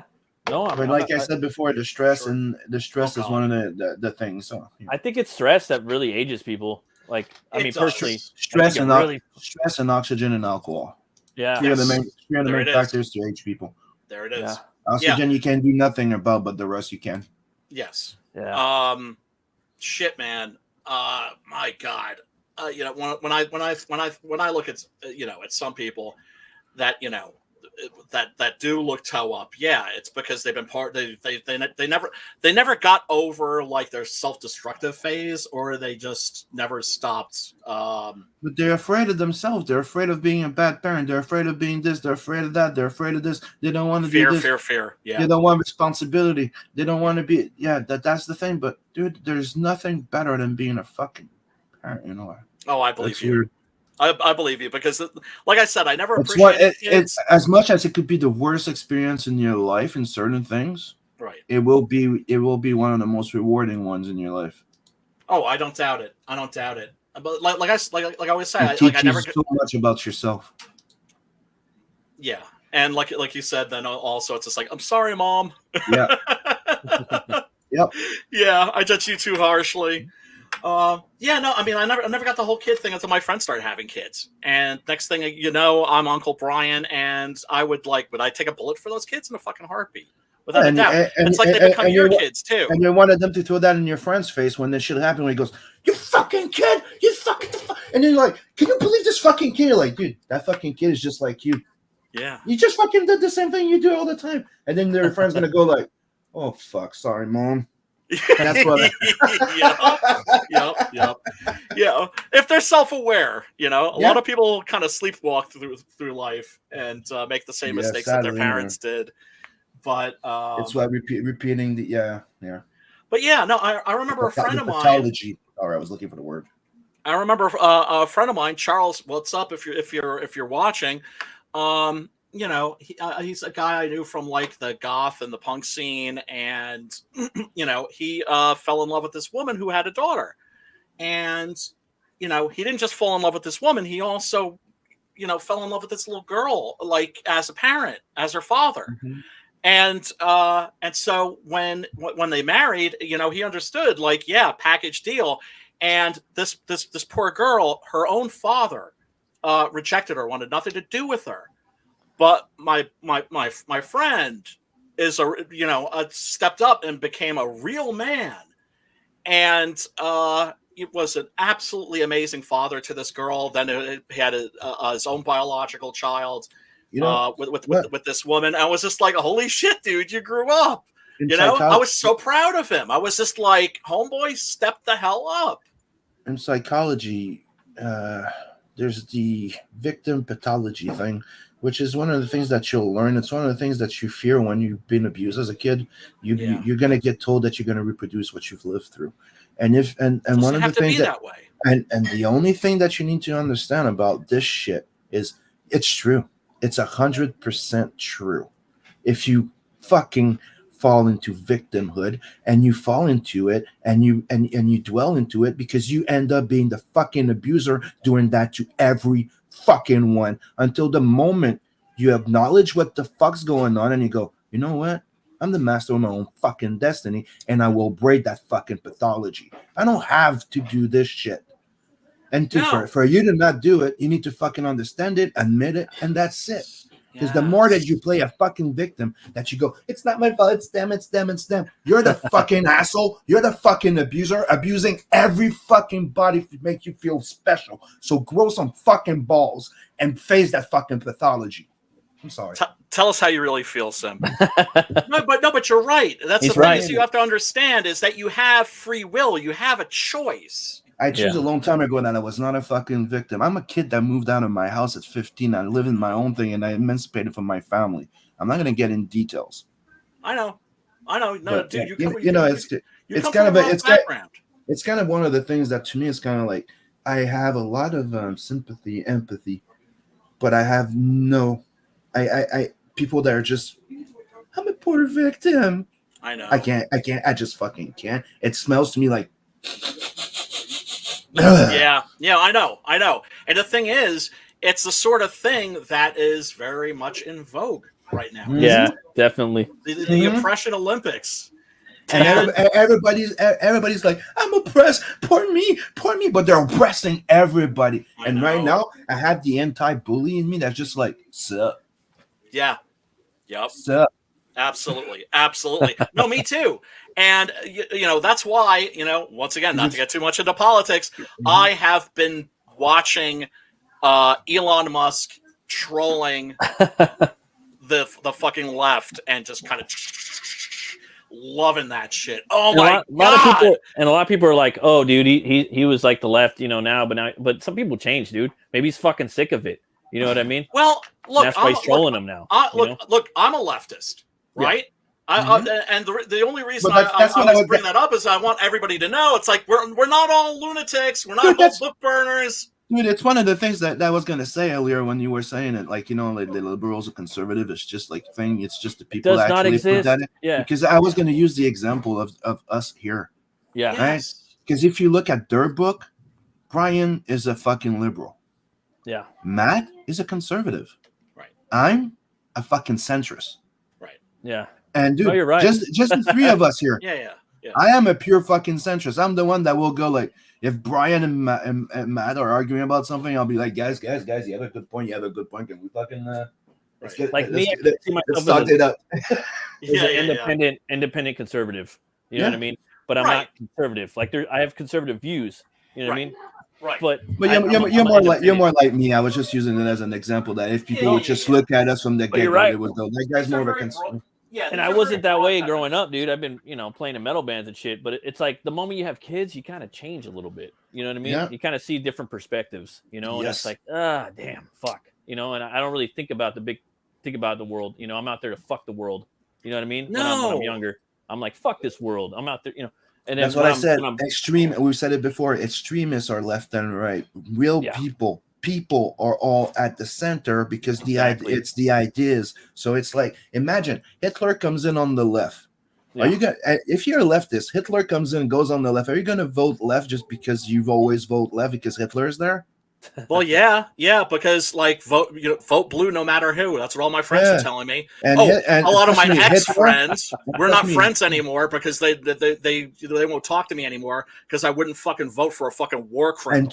And trust me, a guy like Hitler doesn't care about left or right. He just care about which one's going to give me power.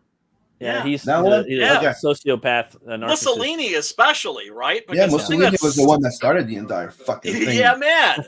No Mussolini, no Hitler. Let's not forget them fucking Europeans, right? Yeah, man. Absolutely. Yeah. Right. And who's in charge of France now?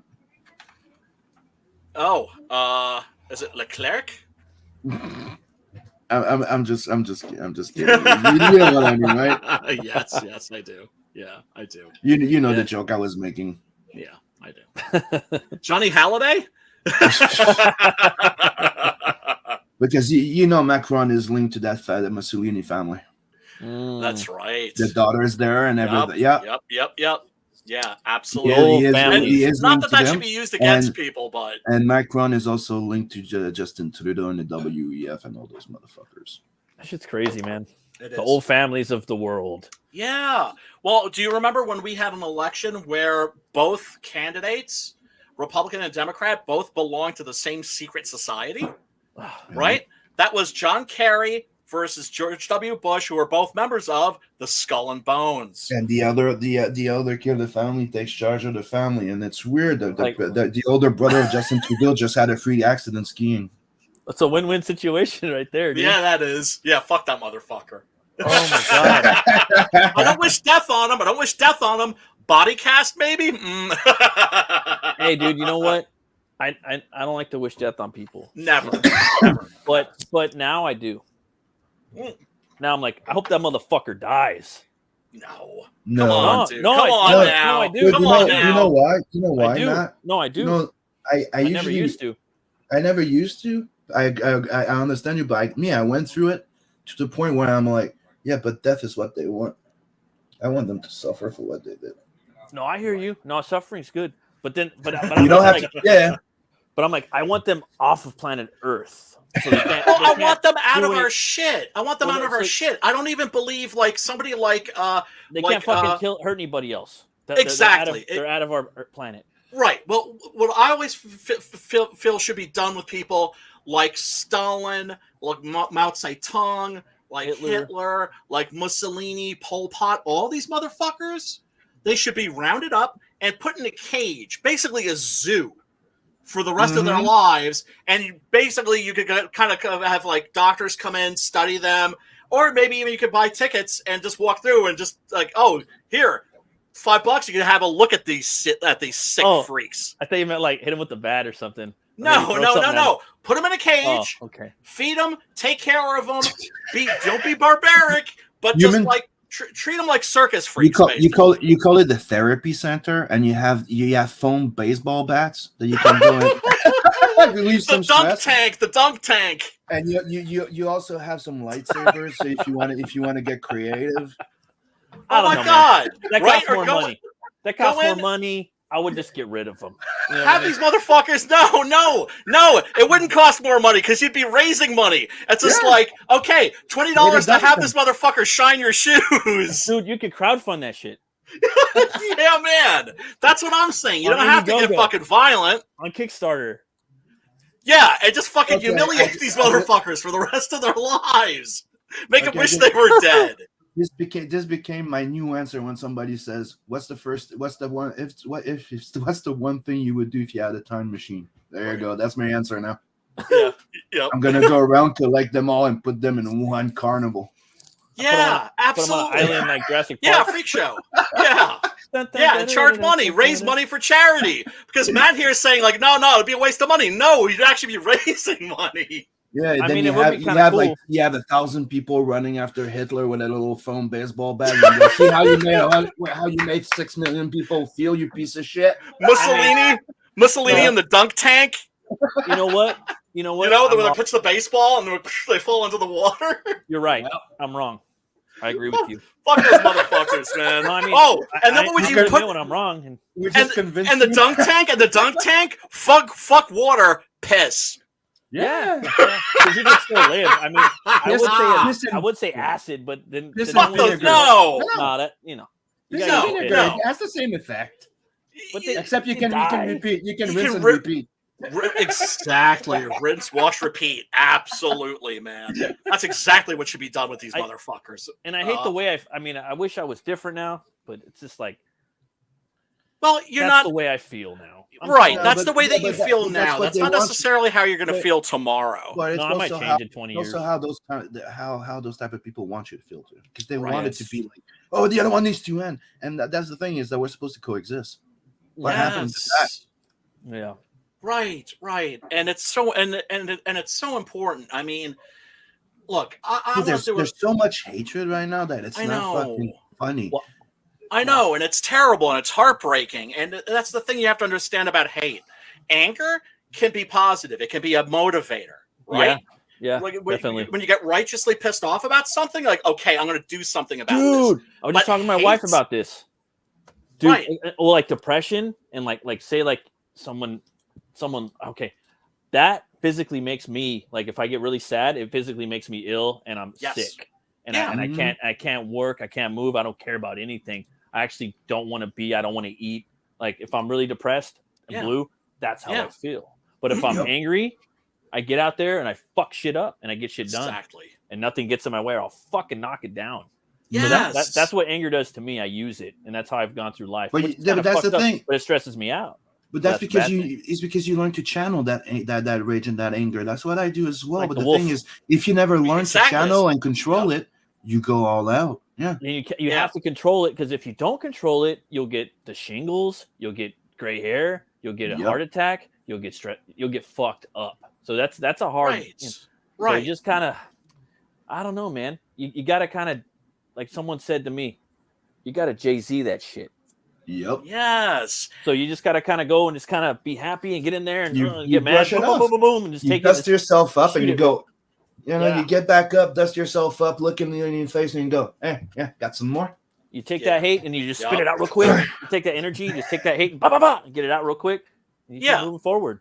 That's what you do. Absolutely. I mean, take it you guys know I dealt with some pretty horrific shit in the last couple of years. What's my attitude? Okay, all right. What do you got next? That's the Right? only What are way you to gonna do it, fucking man. throw at me now? Right? Exactly. What the fuck can you do to me now? Exactly. And that's what you have to do. You got to keep on keeping You on. have to do that. Yes. And the best way to do that also, it's helping other people. And when Oh, shit yeah. hits the fan, it hits the fucking fan. Like everything's happening right now. Oh. Like you're the Canada thing, then this, then being forced to move. And you're like, fuck. And I hate that saying, when it rains, it pours, but it fucking does. It does. Yes. And It whenever something does. really good happens, I'm that motherfucker that's always looking over his shoulder like, Me too. fuck, Me too. dude. I'm in that spot Motherfucker. right now. I'm in I that can't sit spot there right and now. enjoy the moment and live in the Mhm. moment. I know it's terrible. I'm in that spot right now. I finally got, like, my house is no longer under foreclosure, Fuck yeah. right? So now you can sell. Now I could probably sell the place, or I could just stay here and just keep paying the loan off, which is just like $600 a month. I think I could be able to do that, Damn. right? That's solid, bro. That's Yeah. good. Yeah. Yeah. So, but I mean, I had that sword hanging over my head for Yeah. like fucking 3 years, right? Mhm. While I Yeah. was taking care of my mother, who had Alzheimer's and a stroke, and lost my brother, lost my father, lost my cat. Horrible shit. But where am I? I'm here, right? And I still got a fucking smile on my face. Mhm. And I hope that this is going to be the year that shit starts getting better. But at the same time, I'm like, okay, everything's a little too fucking quiet. Where's that freight Right. train? A little too quiet. It's But like, I yes. understand that that's just the way that my mind works, because I got this thing. I got the depression and the Yeah. anxiety and I the mean, MMP and all hey. that shit. I I got mean, mad with everything anxiety. happening, I'm fighting that fucking depression, dude. It's not fucking funny. Like, cost of life fucking doubled. I know. Like, I have to double the money I make, and I'm like, dude, I'm self-employed. Like, I'm like, the fuck. Do you ever catch yourself just laughing? Like, it's And so that- fucking yeah. stupid Yes. and crazy. Yeah. You're just like Yeah. laughing hysterically. I've been at fighting life. in court with the landlords for like a year. And I'm like, Oh fuck. no. Yeah. Ugh. And it's like, for me, it's hard sometimes. Like, again, I'm kind of going off, but it's hard to find that moment where I feel unstoppable. Yep. It's hard to get to that. Yes. It's hard to get to that mindset where I can feel unstoppable. And once I do feel unstoppable, it only lasts for like a few hours. The thing is, I get there. I realize one thing. The only thing that prevents that gives us that is the fact that I don't need to be a millionaire. I just need to not have that stress and worry of not being able to have my house, feeding my kids. Like, that's the thing. It's like, it's one of the things that they've said. Happiness, the real key to happiness. That's what it is. It's just not to be worried about those things. Yeah.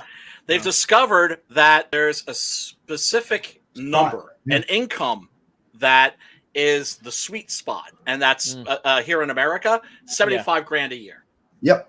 That Not sounds pretty more. accurate.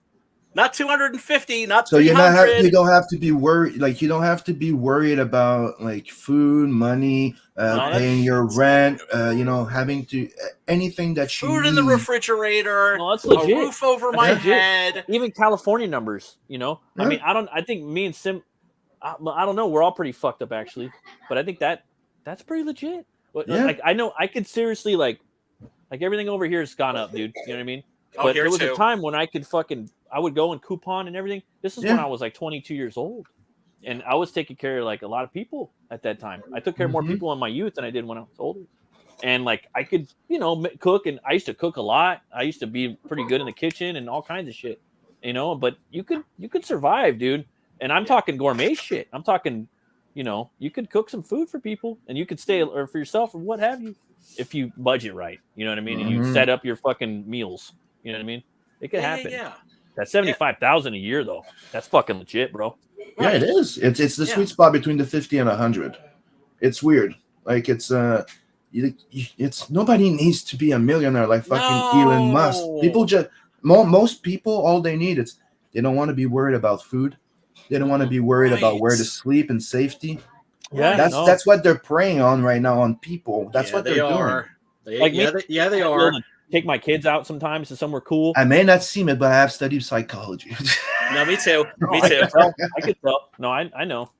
I know when people know their psychology. I'm not a fucking data analyst on psychology, but I could tell that you guys are well read in that. I've studied people, and I know people because not just because I wanted to understand people. It's because first I wanted to understand why people were in such a way until I realized that all you need to do is understand you. The moment you understand you can understand others. Yes. I kind of understand people a little bit too, because like I work retail a little for like 30,000 hours. And I just kind of know how people are, like rich people, poor people, in between, people that are down on their luck, people that need something. Like, are they stealing? I've worked in nice parts of town, bad parts of town. And I sit there and, I observe people. I get a kick out of it sometimes, and sometimes I use that. People watching, sure. I use that shit in the stories. And when you're a writer, you have to. Yeah, when you're a writer, you have to. And it is interesting as fuck. Real quick, Pops, what up? He says, "Hey yo, I just announced a 420 special on the Coronavirus campaign. Check your thoughts, Brian." Oh, that's right. Tomorrow's 420. Yes, tomorrow's 420. Yeah. Ah, shit. You motherfuckers are gonna call out tomorrow. Oh. No, I'm just playing, but for real. So. Oh my god. But yeah, man. It's oh Christ. I just wish people could, learn to mellow out. That's why I'm. But dude, it's like one of the first lessons you need to understand. It's anything that pisses you off about other people. The fact that you feel this, that you feel that you're not accepted because you're different or something, right? Sure. That's you. Yeah. That's a you problem. Yes. Yeah. And the moment you understand that, it stops hurting. Yeah. It gets that better. you stop feeling lonely. That you're the only one in the freaking pond, and then you understand, Oh, for me, that was finding my my depression bipolar support group, right? I mean, I had no intention of going to a support group. I just went there because I was like, okay, I needed my regular doctor, my GP was a scumbag and a con artist, and he cut off my meds. And I was like, okay, I need to find a doctor. I need to find a good one, and I need to find one yesterday because I was a fucking mess. And I went there, and I got a number, but then I went back, and now it's like 10 years later. And I've been with that group for 10 years, and I've seen miracles. I've seen people come in looking like just toe up, like they just came out of the hospital after like a suicide attempt. And then like the third, fourth time, this is back when we were having flesh and blood meetings before the lockdown. Third, fourth time, they come in, you'd see them smiling. Fifth time they come in, they're hugging people, and we're like, all right then, right? You can make a difference in other people's lives. I always say the best way to help yourself, help others. Yeah, you know why? Because by helping somebody else, you will understand something about yourself. Because like sometimes you're telling somebody, and you're like, huh. Yeah. I should have tried that myself. Exactly. Because sometimes I'm like, wait a second. Okay, I was telling so-and-so whatever it was that I was telling them, and it was sincere. Now, why, if that applies to them, why doesn't that apply to me? Yeah, but it's like one of the other thing is like, one of the stupidest thing is thinking that repeating the same thing over and over and over and over and over again, and you'll get different results. So if you keep trying something and it doesn't work and you keep feeling lonely, maybe you need to do a little introspective instead of blaming everybody. Yes, Yeah. absolutely, because that's where it's like you have to change yourself first before you can have any effect on the world. Like I tried to explain to my kid the other day, the effect of wanted too much, over trying, like wanted to be so much liked by everybody. What it does the opposite effect. Just be yourself. Yes. Yeah. Definitely. Yeah, I embrace. You gotta. Yeah. Yeah. I mean, my problem is I could be like a people pleaser, Yeah. which isn't necessarily a good thing, and that what we know. It is when it's not a pathology. You know, when you're not doing it against your fucking will, like like you can't say no to somebody or something. Right. But that has been a problem for me in the past. I just remember it was like actually at my support group we were having a holiday party, right? And there was one guy that was like co-opting my time, and I wanted to kind of like make myself more available and say hi to everybody and hang out. And I just remember the founder of the group and my shrink are sitting there, and they're both looking at me, and they're doing this. They're just going. It's just like, and I come over to them. They're like, get over here, and I'm like, okay, like I know I'm gonna get a lecture. What's up? And they're like, stop trying to please everybody. And I was like, oh, okay, all right. It's easier said than done, but one of the things that's wonderful is neuroplasticity, right? Like all those little wrinkles on our brain, right? You've seen what the brain looks like with all the wrinkles. We can change those. We can actually change those by changing the way that we think. And I used to be the most negative motherfucker. Oh my God. And the negative thinking, that was the hardest thing to change, man. The hardest thing to change. I still have to be like vigilant. About it. It's technically sometimes it's just changing your perception of it. Oh, of like course. Usually, like a lot of people, like you will just dwell on that negative thought that like you're gonna have that negative outcome, right? But one of the first thing you will learn is when you have a situation in your face, you have to imagine every possible outcome. Yes. Not just the negative one. Yep. The best because outcome, the worst outcome, and the middle one. Yes. And then I forgot about that. I always think of multiple negative ones. It's like the runner. This is the worst. This is the basic of runner. This is torture. But the basic of run or flight. It's the basic of run or flight. You get to a situation, and and for me, like I always assume the worst, like for everything. Like this is what's gonna happen. And a lot of times I'm fucking wrong. Like most of the time I'm wrong, and I was tripping the whole fucking time. And something good happens, like you stupid motherfucker. It's like every single time you're fucking wrong and you're tripping all the time. Like I'm always stressing about stupid shit, like at work and stuff, And I'm always assuming the worst is gonna happen, and it never fucking happens. Like no matter what. Dude, like you're saying, Sam, I need to think of the positive outcomes of what if. Yeah, absolutely. And you also have to try and stay calm in face of everything. Oh yeah, you have to be calm all the time. Yes, that it be from one side to the other. Like you can get even overly emotional. You can get like that's why when we get drunk, we're overly fucking emotional. Like I don't know where. Yeah. But that's the same. That's the same premise. It's like so. One of the main thing, like I think it was my granddad told me. It's like first thing a man needs to learn. It's in face of fear, love, or anything. You need to be able to stay level-headed and calm at all time. Yeah. Because in my grandma always said is like that. You never solve anything by in anger. Nope. No. That's or panic or fear. You only put gas on the flame. When you're in anger, you need to be able to go. You get angry. It's perfectly normal that you're angry. But shut the fuck up until that anger has toned down to a more like. Yes. Yeah. And that's how you be a leader too. Like if there's a bunch of shit going around and everyone's blowing up, and are they gonna like the people around you? Are they gonna Are they gonna run to you? That's like panicking too. Or are they gonna go to the guy that's chilling like they're not really panicking? Who are they gonna go to? Absolutely. Mm-hmm. So it sounds like your grandpa was training you to become a leader, mindset wise. You know. Right. Yeah. I mean, that was something that was a really strange discovery for me. Was like evidently I have like good leadership abilities.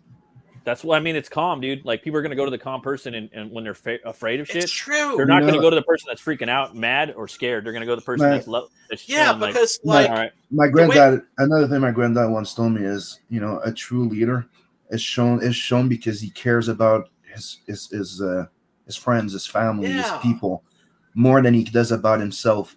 And Yeah. when he does it right, the people that he takes care of take care of him. yes. and Yes. you got to lead from the front too. That's the hard Yeah, you part. do. Yeah, you do. Yeah. That's the hard That part. was, dude. When like in my group they asked me to be on the board, I was like, okay, I'm just one guy. How much damage can I do? And then like a couple of years go by, and I'm the president, right? And not like that's an achievement. That's a job you get stuck with, Yep. right? Nah, So man. right. So it's like but it's like next thing I know, like everybody's like looking to me. And I was just like, what the fuck is this? There's an old saying that says to the leader who has to claim that he's the leader, he ain't no leader. Yeah, No. yeah, No. exactly. And but yeah, no, it's so often in life we discover that if we give ourselves a chance, we can surprise ourselves. Yep. And Yeah. oh god, man. And another good point, a good piece of advice that you learn from psychology is the fact that when you feel so driven, so adamant about your absolute fucking truth, take a step back, question yourself. Yeah. Always. What are you really doing here? Am I right? Am I absolutely right? Maybe they're right in something. Maybe I'm wrong. Like you have to Always. go like, Always. Like I said, when they asked me to be on the board, I was like, how much damage can I do? Because I knew everybody else on the board was there for the right reasons. Mhm. So I was like, okay, if I have a shit idea, I've got like 6 other people who are solid that are there for the right reasons that are going to shoot it down. Mm-hmm. And so it's, I'll be safe. Oh, right. Right? I can't do any damage. And wow, man. I have to. I have to say, it just like I'm. That's the other thing, man. A little gratitude goes a long way. Like I'm just so fucking grateful for the things that I've had in my life that have been really positive. Me too, man. You know, man. I never thought I would find the kind of peace that I. It's why I'm still here and fighting. Yeah, man. Yeah. Hell yeah. Well, that's the other thing. You got to stay in the fight, Mhm. and you also have to keep the flame alive. It needs to be nurtured. Pops wants to know how we're doing. Sorry. What was that? I was saying Pops wants to know how we're doing. How are we doing? Like hammered shit. No, I'm okay. I'm all right, man. I'm feeling 420 right now. I think people are going to get really stoned over the next 48 hours. I think there's going to be a lot of happy people. I have no next 48 idea. hours. I'll go ahead and say the whole fucking week. I'll just say from now until next more movie talking about. Yeah. If I was to take like one hit off a bong or I'd be stoned for a fucking week.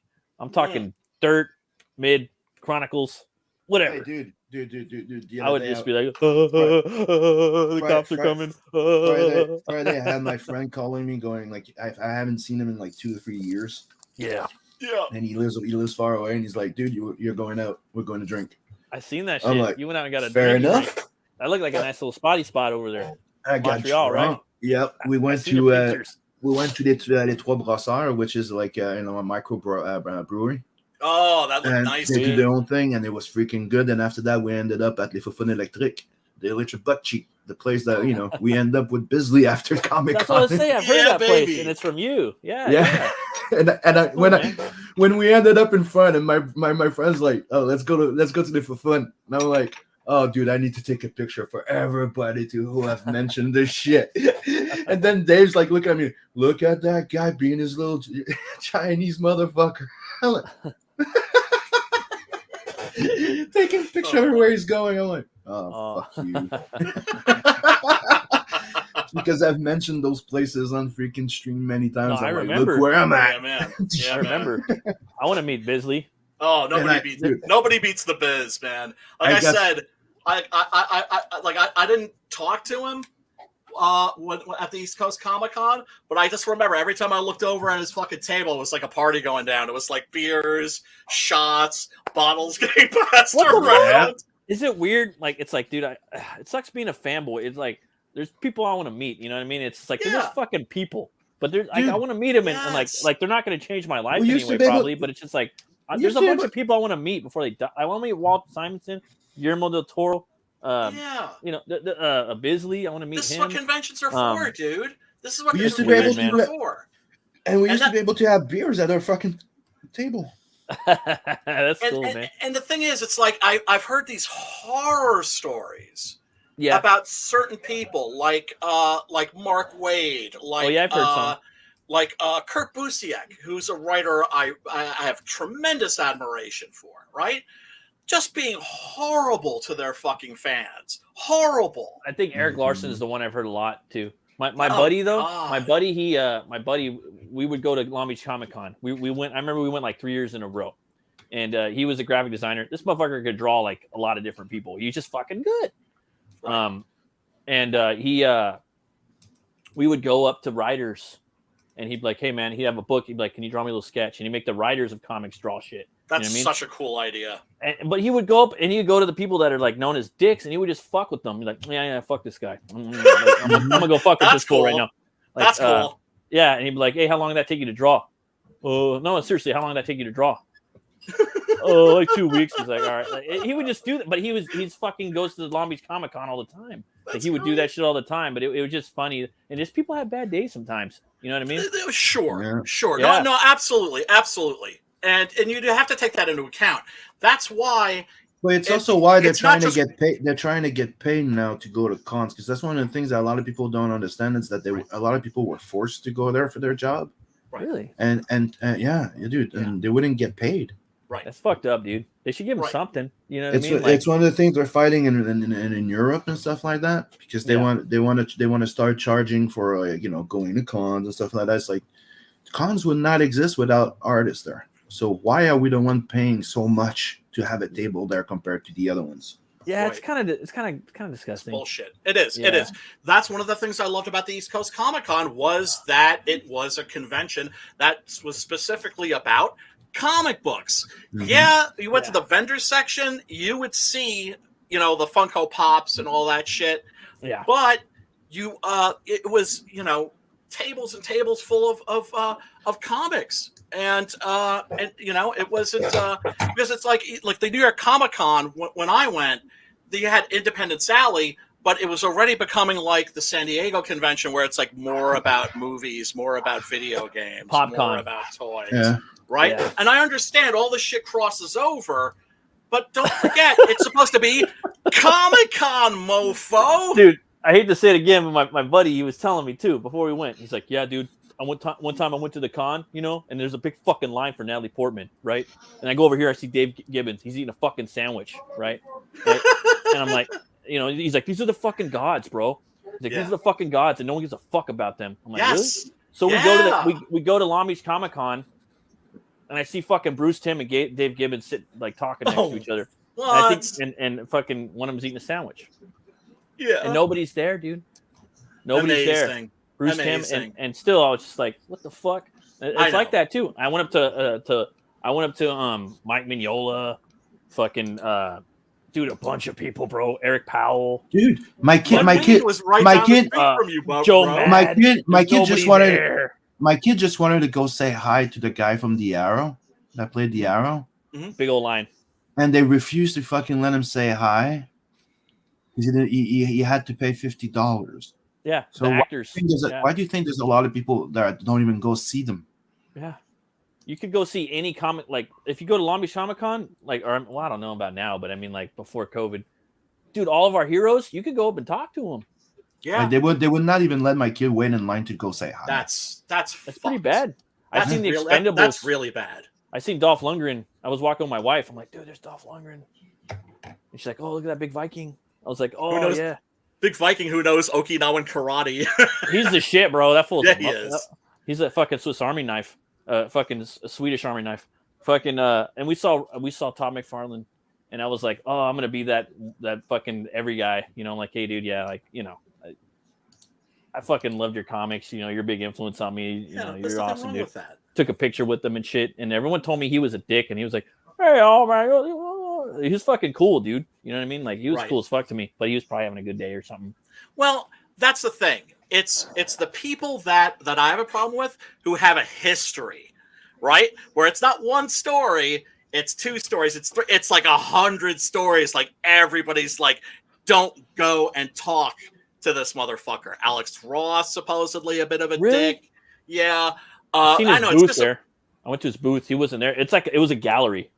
It was just a gallery. Yeah. Well, you walk over to it, it's like, oh, his work is astounding. Little fucking, like, for your feet, like little padding on the ground, like, oh, dude, it feels so good. Kurt Busiek, fucking Astro City. Have you guys read Astro City? I've heard of it through. I've read a few of them. Through it's canceled now, right? Through DC. This in my head. Was it Dark Horse? Maybe? DC's side. Astro City, I think it was Dark Horse. Yeah, it was Dark Horse. Okay, but regardless, amazing fucking series. I mean, absolutely beautiful writing. Where it's like he was, taking the superhero universe, the generic one, and telling these like slice of life stories, right? That were very down to earth. So his stories aren't so much about Superman, but they're about the guy on the street going, look, up in the air, it's a bird, it's a plane. And I thought, what an interesting approach. And then he started approaching the heroes that way. And then he started approaching the villains that way. And he would do a story about, like, if you ever read, like, you read an issue of, like, Captain America, he's fighting, like, 20 Hydra goons, right? And they're all, lose one head, 2 tickets place. Where did they get these motherfuckers? Right? And he would like do a story where he's just like, where do they get those motherfuckers how did they train that thing? What do they do? Like they did with Ninja Turtles, how they trained the foot. Now that was in the movies, remember? Yeah. The first movie? Yeah, how they would get the kids to train as to become the foot. Yeah. Right. And then, like, okay, what does, like, one of these dudes do, like, when, like, or an AIM guy, when he's, like, not getting his ass kicked by or getting his jaw dislocated by Captain America. And he would these wonderful stories, and was a dick to me on Twitter for no reason, no reason whatsoever, zero provocation, and I let it slide. And then I hear these stories, everybody just going, oh, that guy's the worst. If you see him at a convention, don't go up and talk to him. And to me, that's fucking shameful, because it's like the way we feel towards our backers, right? We love our backers. We love our supporters, because they're helping make our dreams come true. Yeah, right? Exactly. Hell yeah, they are. So it's just like, I don't care how happening you are. It's why I always say, sorry, I was muted. No, okay. Because there's a lot of noise. But that's why I always say, and it's on my campaign too, it's like, we may be the dreamers, but you guys are the dream makers. Because without you guys, it wouldn't happen. No, and that's the literal truth. Yeah. So when we say that, we're not just being nice, right? We're not looking at the world through rose-tinted glasses. It's a fact. Yeah. It's a fact. Yeah. And so I don't care how happening you are, right? Because all of those motherfuckers were once where we are right now. Yeah. Right? Kind of on the outside looking in, trying to do our best work. Except now we have this crowdfunding opportunity that didn't exist up until now. And that might not exist tomorrow. But the important thing is we have all found each other. Right. So YouTube could disappear tomorrow. We could get Thanos snapped out of existence on fucking YouTube, on Indiegogo, all that shit. We'll be okay because we still have each other. Exactly. Yep. Got the network. Yeah. And so I don't understand, like, how difficult it is for fucking Kurt Busiek just to be like, to tell like a fan, like, oh, hey, like I love your work. Be like, oh, hey, thanks, man. But like, you know, like how it's fucking difficult? Like really, motherfucker? Yeah, seriously. It's not like Yeah. it's that big of an audience. Who You the know what I mean? Yeah, Who the fuck and who are the you? exactly? Who the fuck are you? It's just like, I don't know. I don't get Nah, it. it's It drives stupid. me fucking crazy. And And all you know, these you don't, fucking- and when you know, never forget your brother. You don't have to get along with everybody and everyone, and to have the same values, Yeah, and Yes. no. to know you can stand by somebody because of it. Like it's Yeah. Right. stupid. It's like you believe in the same fucking thing. You don't have to be Right. close friends. You don't have to No. freaking like each other to know No. that's a brother in arms. It's always Yes. been a freaking thing, brothers in arms. Hell That's yeah, that's the man. definition of brother in arms. Fuck yeah. There's It's like pops. one, we all had the same purpose, the same values. We may not all agree on everything, but you know, we'll fight to the death for your right to, though. So that's it. And we That's- shouldn't. We shouldn't. And it makes us better. We Yeah. don't agree on everything all the time. Exactly. Yeah, I- one. It's Yeah, boring if you always agree with somebody. Like I never agree with Pops. Never Pops agree is with always talking out you of know, his ass. I'm the typical guy that's like, I'll be somewhere. I don't care if it's left or right. I see a mob against one person. I'm like, whoa, what the fuck's going on here? Yeah. It's Yeah, not just cool. stupid, dude. That brings out your inner Bud Spencer and Terrence Hill. Yes. You know, you're just like it's like a bunch of big guys picking on one little guy. Oh shit. Yeah, I kind of got like a thing about that, like people swarming up on motherfuckers. Oh yeah, Yeah. no. My whole life, I've had to fight groups of people. Even if I Yeah, don't me agree too. with that, even if I don't agree with that Just like, fucker, and I would agree with the mob, I'd be like, whoa, guys, what the fuck you guys doing? Thank Yeah. you. I have Thank to like you. turn my like even if they're jumping Hitler, I have to be like, oh, they're jumping Hitler. Right. But from the get, I'm like, all right. Yeah, like fuck these Mussolini. motherfuckers. Like just from the get, I'm like, fuck these fools jumping somebody. Like I'm Now not down- I'm not down with that. Mussolini. I'm more like, all right, dude, you're gonna have to you're probably gonna beat me down, motherfucker. You know what I mean? Yeah, There's yeah, gonna but be a bunch Yeah, of- yeah. You can be a bunch of you grab Hitler, right, Yeah. and Mussolini, and you bring into your more macho man. Get it? Yeah. Yeah, man, bunch of leather queens. A gay motorcycle game. you go. Yeah, There exactly. you go. Teach them respect. What's up, Pops? What's going on, man? What How up, you doing, Pops? Y'all just you're on a roll. Don't let me know. That's how we do it here in the HMC, man. Get down on it. I think that one came Get down. down on it. I think that See? one came out good. Yeah, it Macho man. So much. No, yeah, absolutely. Yeah, no, there's certain people I do feel should be raped by gay motorcycle gangs for sure. Definitely. Why did you have to go so? I think my version was also clear. It's straightforward. Oh man. Oh Straightforward. Jesus! I'm getting calm out there. Bob, Just give me I know what it I'm not is. killer. He's jealous of me being my channel being banned from Vatican. He's Oh, he's hell trying yeah. to earn the same stripe. hell yeah, hell gotta yeah, get some hell time yeah! I'm out killer. jealous.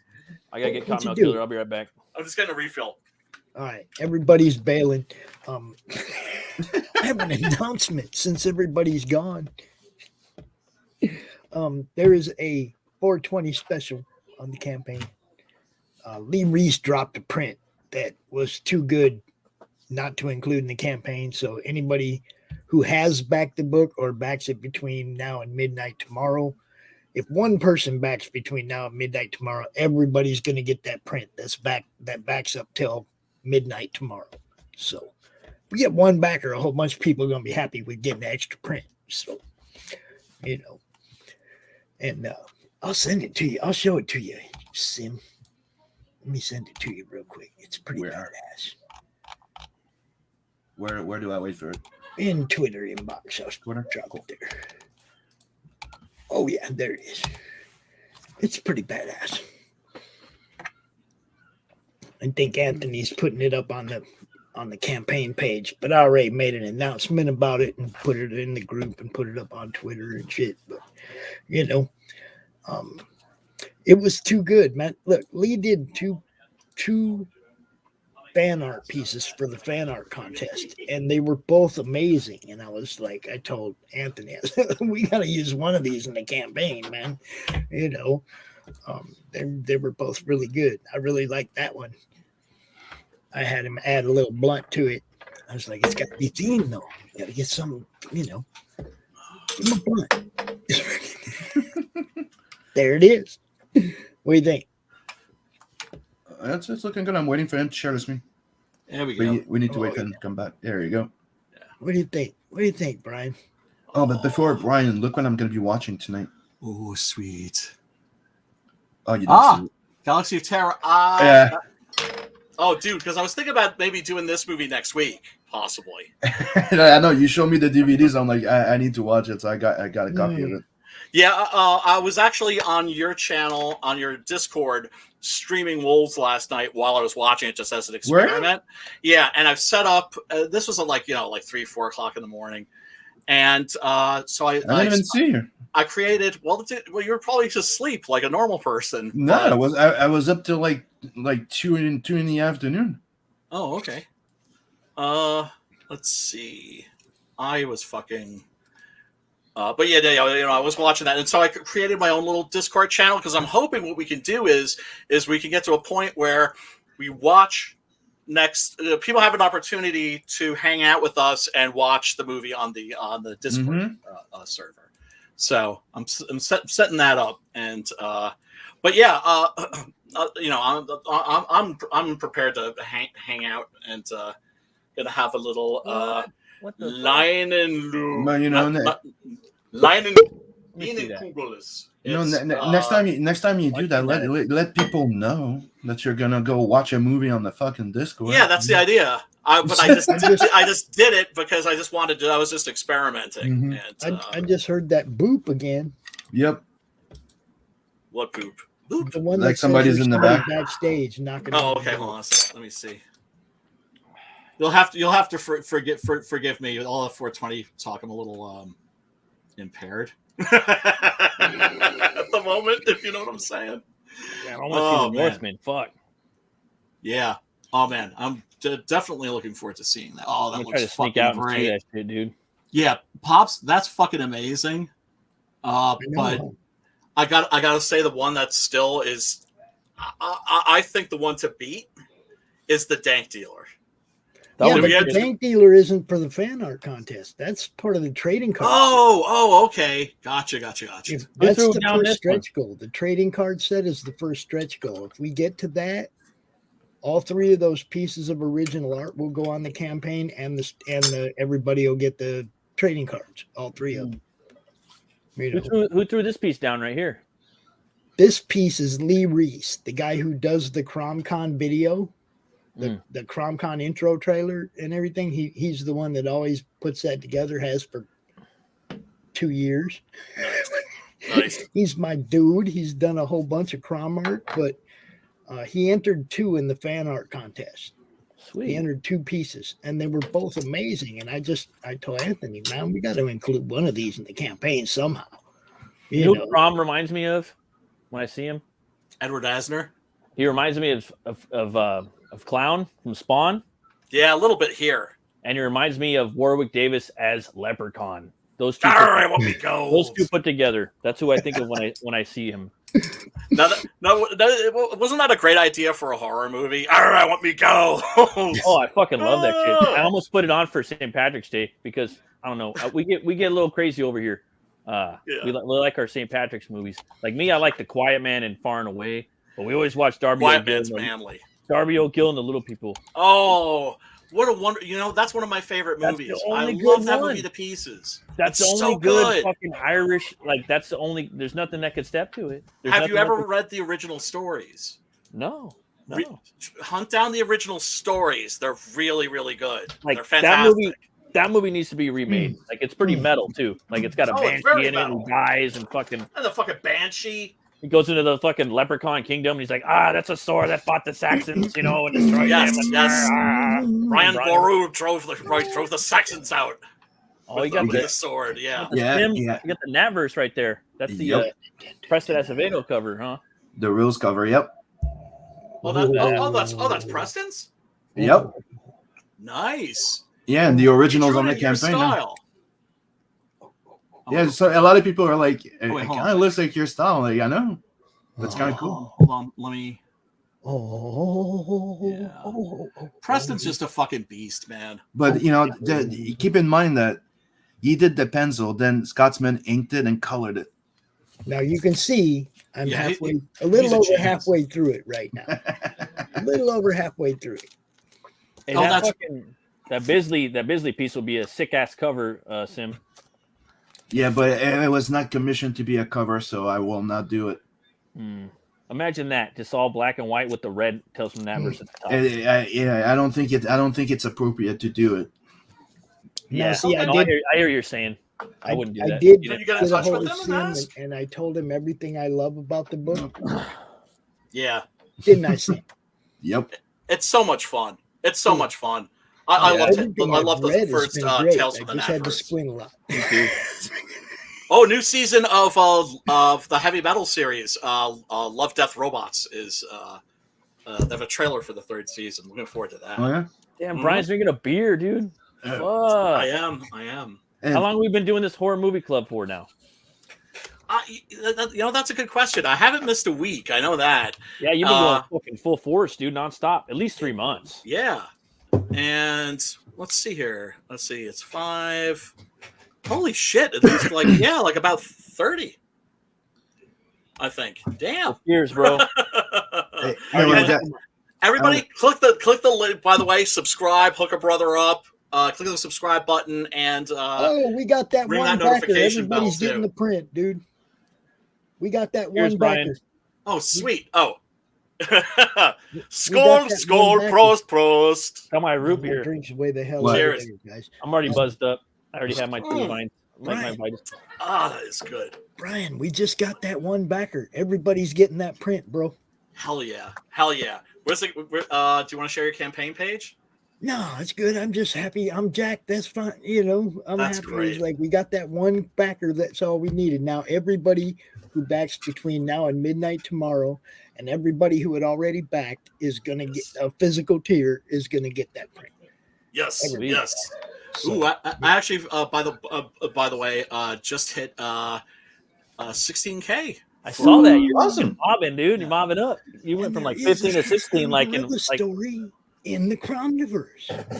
There is a 6-gun gorilla story. Yes, it tells Oh, in the yes, Cromniverse. Brian, something else that we were talking about early. There's going to be some first appearances Ooh. in the Cromniverse anthology. Some CG first appearances. This book's going to come out before some of these characters' Ooh, normal first book comes out. that's awesome. You see, like Pariah, Elizabeth from Doc's book. Right. That's not coming out till August, right? This one should be in everybody's hands by then. So I know. There's going to be like a couple Dark Gifts characters, Roulette. A couple of those characters might be coming out in Cromniverse before his book's getting people's hands. Wonderful. There could be like a half a dozen first appearances in this book, you guys. If you're collectors, I know. CG collectors, Oh my god. don't be sitting on this one, man. Get this fucking book. Seriously, people, do not snooze on this, or you will lose. yeah.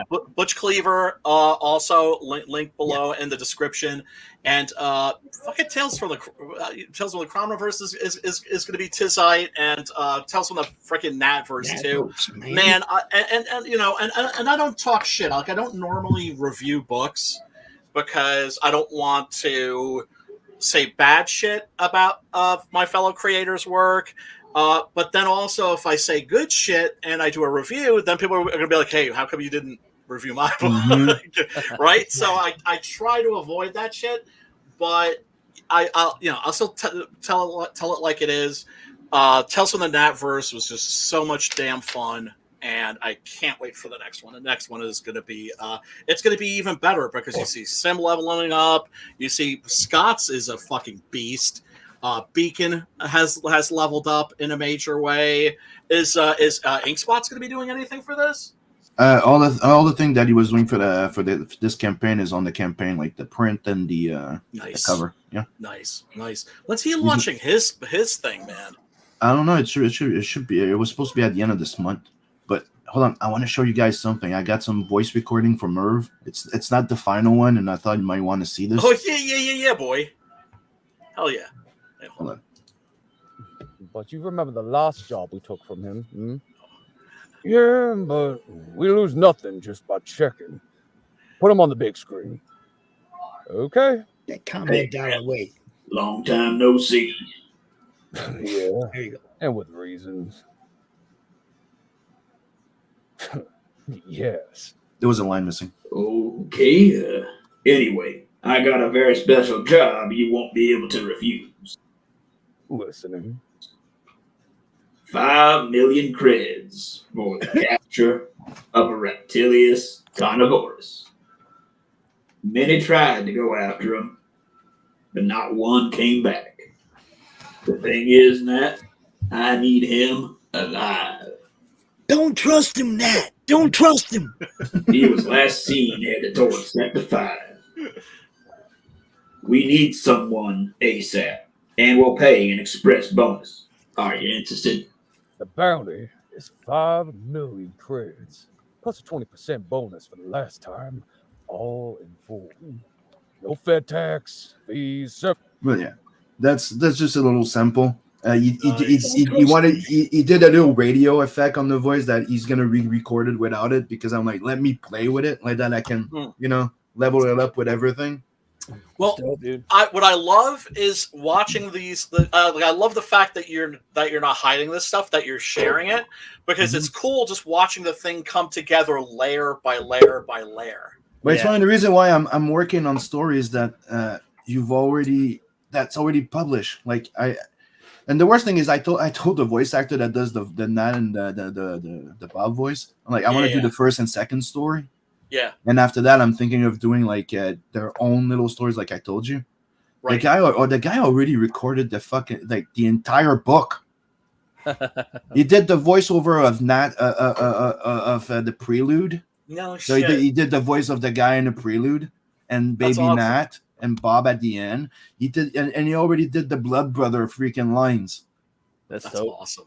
I'm like, holy shit! I was listening to that yesterday, and it was like having everything replaying in my head, and I could even remember the replies to people. You know what I mean? Right. Yeah. Sweet. Because that it's guy, coming from your script. Yeah. and Oh, he's really, fucking and the awesome. guy delivers. He has emotion. He really I don't know. I really like it. That's He's great. showing Man. some love, man. Mm-hmm. Yeah. That's good stuff. Seriously. You know what's weird? There was that werewolf book that I wanted to do, Southpaw, Mm-hmm. and I even had like a folder full of pictures, and it turns out it has a lot of pictures from tonight's movie. No shit. Yeah. Like here, let me just show you what the inside of this thing. Just- As I was watching this movie, Yeah. I remembered your book Southpaw. It made me think of that. And this is like the Northeast. Like this is like New Hampshire or something like that. I don't really Yeah. know where. But Southpaw takes place in Louisiana and Texas, and so that would right a picture of a muscle car. That would be his car. I love that. Because it would be like it's like most people haven't seen them, which I think is a shame. But you ever see like the early Burt Reynolds car crash movies? Yep. Like White Lightning. Yep. And Gator. No. There was this character that he played called Gator McCluskey. And this is like in the 70s when they were making really awesome crime films. Like the best American crime films were made in the 70s, right? Yeah. And they were great. They were hard as fuck.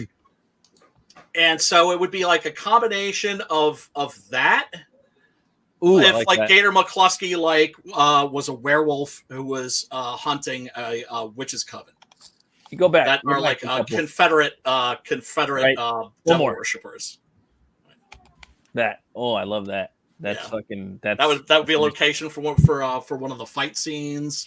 And then I had let's see, Jackie Earl Haley as a character called the Necro Wrangler. He's a black belt, by the way. Is he really? Yeah, that's why I liked him as Freddy Krueger in some ways.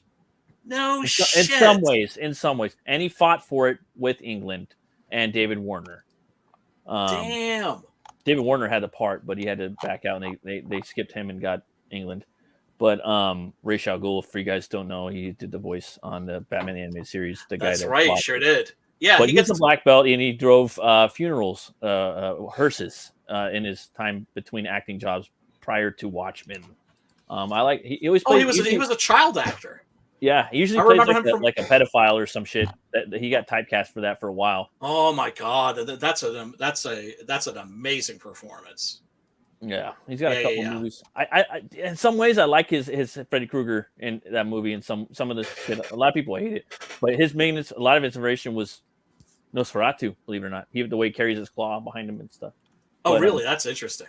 That movie, and it was like the Nirvana film director that directed his movie. There's some things I like about it, but it's just like fuck. There's a lot you could do with that. That was Ethan Embry. He went Yes. to my high school. That's the No guy shit. That's the kid from Dutch, huh? See, he's the this is from like the Devil's Chair, and I was thinking like, oh, like he would be a great Thibault Lazar. That's like the name of my character, Thibault Lazar. And I yeah. can't wait for that book, dude. Fuck, it's not coming because everybody's doing everybody else is doing werewolf books. Fuck, dude, this is CG, and I was thinking about that too. We like werewolves because they're fucking. They put their balls out there and they smash through shit. They're full. They don't give a fuck, and that's what it is. The wolves we hunt in packs too. Do you remember? Unfortunately, but it is. So like the Necro Wrangler, who's one of the villains, really more of like a goon, is a guy who is a necrophile who becomes a mortician, studies to become a mortician, and so because it gives him a chance to hang out with dead bodies, and he gets into the occult and starts bringing corpses to life. So they're like voodoo zombies. So they're not like George Romero zombies. They're not trying to eat you. They're his slaves. He's also really good with a bow. And so you got zombies coming at you while he's shooting at you with a fucking compound bow. Your werewolves are going to be different. I got werewolves in Bush Cleaver 3. I'm not putting that out for another 4 years. Oh yeah, no, of course there has to be a motorcycle gang. Do it. What the? You got to look at that. What movie is that? It's a Paul Naschy film that I haven't seen. It's a Spanish horror movie. I think.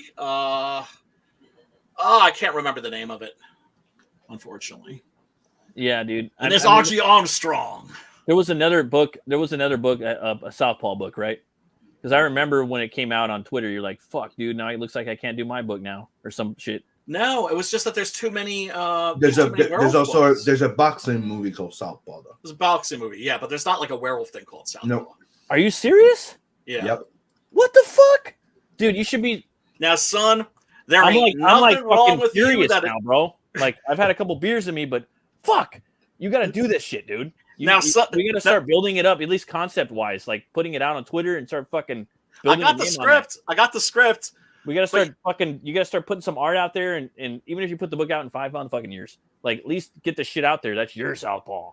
That's fucking werewolves, and dude, that's fucking brilliant, bro. And everybody know, guys, Pops, Sim, isn't Southpaw brilliant? Look like I'm smiling, motherfucker. Fucking a werewolf book. I already told them with devil worshippers and fucking dude, and you're Brian fucking Kreisgau, dude. Like you're gonna fucking write a badass book, dude. Everyone's gonna fucking love it. I mean, it would be like. Imagine all this shit thrown into a blender.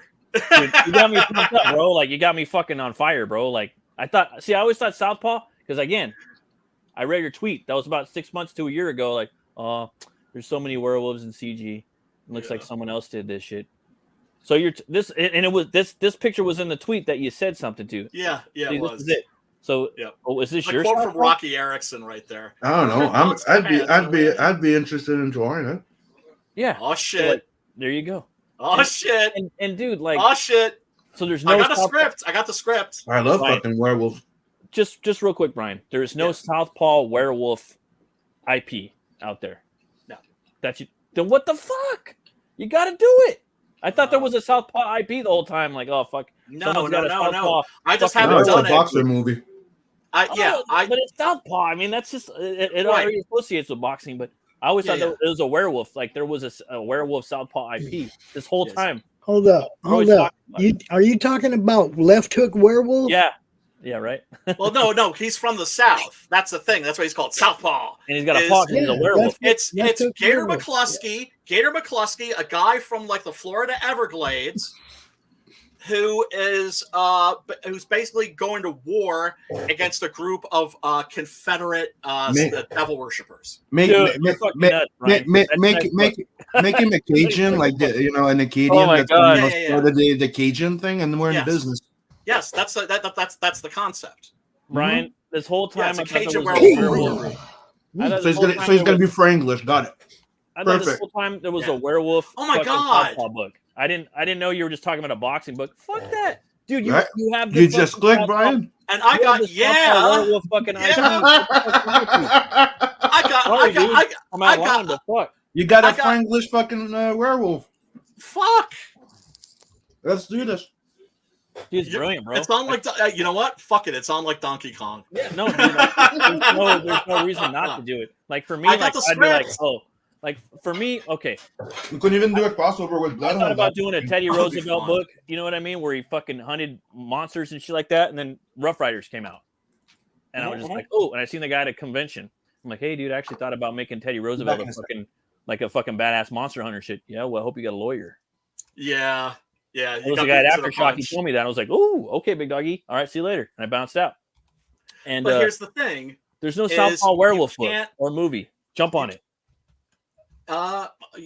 You know what? Sim says that he'd be up for drawing it, and he Who the speaks fuck knows all French. That shit's badass. I dude. got a francophone hanging out.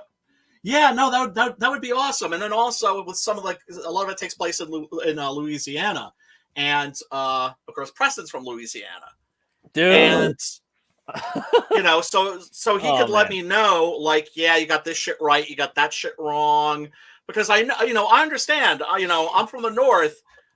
I know fuck all about the South in terms of personal experience, Yeah, right? I wanna go So there I don't too, want to be man. fucking with other people's Yeah. culture in a way that's not respectful, No, right? I mean, It's the same way, like I wrote no, I about get- Mexican culture and for my Tequila Moonrise thing that I also want to do.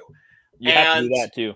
Oh That's man, I brilliant. would love to do Both those that, two. right? So that's me Same fucking universe, with brother. like Mexican culture, but it's coming from a place of respect and love.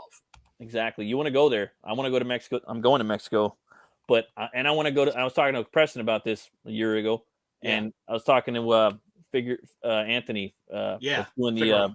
God's Hand, Figs, yeah. and it's like, dude, I want to fucking go there, bro, just because it's a big influence on my book, Butch Cleaver, Yeah. the first one I was doing. Yeah. I've always my problem with Mexico is that Mexico City is still called Mexico City when it should be called Santo City. And they have a statue of El Santo, but it's not nearly big enough. It should be like the Colossus of Rhodes. It should be like 100 feet tall. That's another thing too, by the way. The El Santo movies are now on Tubi. So we could do one of those potentially. Yeah, I'd be down. That's the fucking badass luchador, right? Yep. Dude, I definitely have to get some of the guys from 656 for that. Oh yeah, for sure. For damn sure.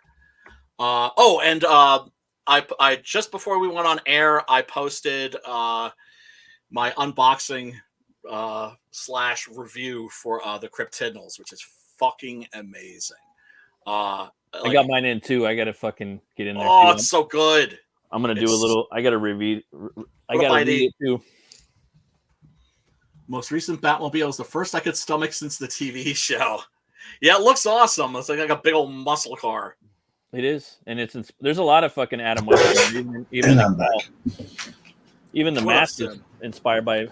So a Franglish Burt Reynolds that transformed into a werewolf. Yes. Watch the movie White Lightning, and then imagine that with like the devil worshippers from like Race with the Devil or something like that. And we give him a Mad Max car. Got it. Yeah. well, like a muscle car, Mhm. right? And then Strother Martin. Oh God, like I just thought about it. That would be funny when if we do this and we do a crossover with Bloodhound, he comes up with his big muscle car. Like we're turning this into a fucking like Fast and Furious, because you know what Vincent drives. yeah, He has a fucking Lamborghini. right. Right, but this ain't no sports car. This is yeah. Watch the movie White Lightning with Burt Reynolds, and imagine if Gator McCluskey was a werewolf who was fighting like Confederate devil worshippers, right? So it deals with the history of the South too, and you know the what was it, Grant's March to the Sea, which was horrendous. Like, you understand why Southern people are like feel the way they do about some of this shit. But it's not like, it's not a political thing. It's not a preachy thing. All that stuff is just the background for it. And in it, there's a real story. And I got the script. I got the script. So it's been something I've been fucking with for quite some time. Yeah, I would definitely start like putting some hashtagging that Southpaw with some fan art. You know what I mean? Even if it doesn't come out for a while, hopefully Sim will draw it. Oh, dude, that would be the shiznit. But I would just do it. I would start stamping it like with shit. You know what I mean, to get it out there. Because again, I like, in all seriousness, Brian. You don't think that there's but you don't think there's too many werewolf books right now? Who gives a fuck? There's so many. It doesn't matter. Werewolves are fucking awesome. People love werewolves. That's true. They're fucking badass. Like, again, I never get fucking sick of werewolves. I'm putting werewolves in Booklever 3, and I'm not doing it for 4 years. Hopefully, I mean, if it gets funded, I might not get funded, but I'm still gonna make the fucking book. Right. And no one's done my take on the werewolves. Samurai werewolf. It's my idea. Remember that. I haven't seen a samurai werewolf specifically. There is one of the Paul Naschy movies is called The Beast and the Magic Blade, and his movies, which were from Spain, were very popular in Japan. Yeah. And so he was like, well, why don't I go over and do a werewolf movie set in like the Edo period in Japan? Brian? Yeah, and it's one of the best movies in the series. Brian? Yes. Brian, you're going to have to write the samurai werewolf. I'll find artists. Don't worry about it. Get this done. I can't go from, then I'll be the werewolf guy. I'm trying to shake off the gorilla guy just do the one book image. Do the one book. You're going to have something. You're right. You're going to have something. You're going to have a trilogy. But just do the one book. I don't know what the fuck I'm talking about. I'm nobody, but I'm just saying. No, you're not nobody. You're one of us, dude. There's that. But like for me, werewolves, I got two little fucking things that no one's touching on. And they're still not fucking touching on it. They're doing CG's doing all the werewolf shit. I got two ideas and I'm fucking happy. No one's even done it yet. And for me, werewolves are visual. You know what I mean? What have we, that's how you got to go with. What visually have we not seen with the werewolf yet? Right. You know what I mean? And I got two things like no one's fucking with it. So hopefully no one does it. And I've been sitting on it. I drew. Marv Wolfman was sitting next to me, and I drew it. My buddy Ethan, of this werewolf. I'll show you later. But it's an idea I have. Marv Wolfman. What? Please tell me he's a nice dude. He was cool as fuck to me. I took a picture with him. That's awesome. I'll put it up. He was real nice to me. I grew up reading his books, Jerry Conway's. You know what I mean? Like all these dudes. It's just like. I haven't got a chance to meet many of them, but when I have, I'm like, thank you for like writing comics that I was reading as a kid that weren't talking down to me. But dude, I did that with Blood Hunt. Remember, like the way that Vincent kills the werewolf? I was like, how come nobody ever fucking thought of making a vampire kill somebody in that way? Yeah. Well, I mean, that's because there's also a lot of stuff. You'd see them like burst into things, and I'm like, well, what if you just fucking like burst into fucking mist, fill the fucking werewolf, and just blew him up from the inside? You know what I've never seen that's a part of vampire folklore? I've never seen in a comic. I've never seen in a novel. I've never seen in a movie. I've never seen in any medium. Is that vampires in folklore can make themselves flat? Yep. Right. And I thought, what a creepy image that could be of somebody going from 3-dimensional to 2-dimensional, and then just slipping themselves like underneath like the crack of a door, it used to be used to explain that they don't teleport, they don't appear in places. Right. It was a way of like melting, like they can, if you break 2D and you go on the side, nobody sees you. Right. Yeah. And then. I've never seen anybody do that. That's in one of my old screenplays, which is. But me, it's the reason why you don't see it used because people like the shadow melting one way better. like the fact that they can blend from shadow to shadow. But yeah, it's true that I haven't done it because that's one of the things. And one of the story I think was Dracula, and one of the stories I read, he was a painting. Right. He put himself into flat, and he was a painting, just looking at people. Right. Yeah. You know, that there's so you much... know those huge ass paintings that were huge. Yeah. That's what it was for. Yeah. Man, I had so much fun writing the Blood Hunt Doc Salem crossover. That was fun. I hope that happens this year, man. I'm crossing my fingers. I want to see that shit. Oh yeah, definitely. As a fan, like I'd love to see that, dude. Those are two of my favorite characters in and Preston is just fucking killing it. He did a lot of stuff that the bonus materials in the cryptidnals, but yeah, if you get a chance, check out my unboxing / review of the cryptidnals. That's a special book. I was really, really impressed with it. It instantly went to like my CG / crowdfunding top 3. Oh, shit. And I think it might actually have bumped, because this is how it's always gone for me. It's right, Merry Boys, Lost Pages, Monster MD, right? And then there's like other books, and people tell me that my book's like in the top 5. Tales from the Natverse for sure. And there's others too. If I sat down and went through my long box, I'm like, oh yeah, I could do something like that.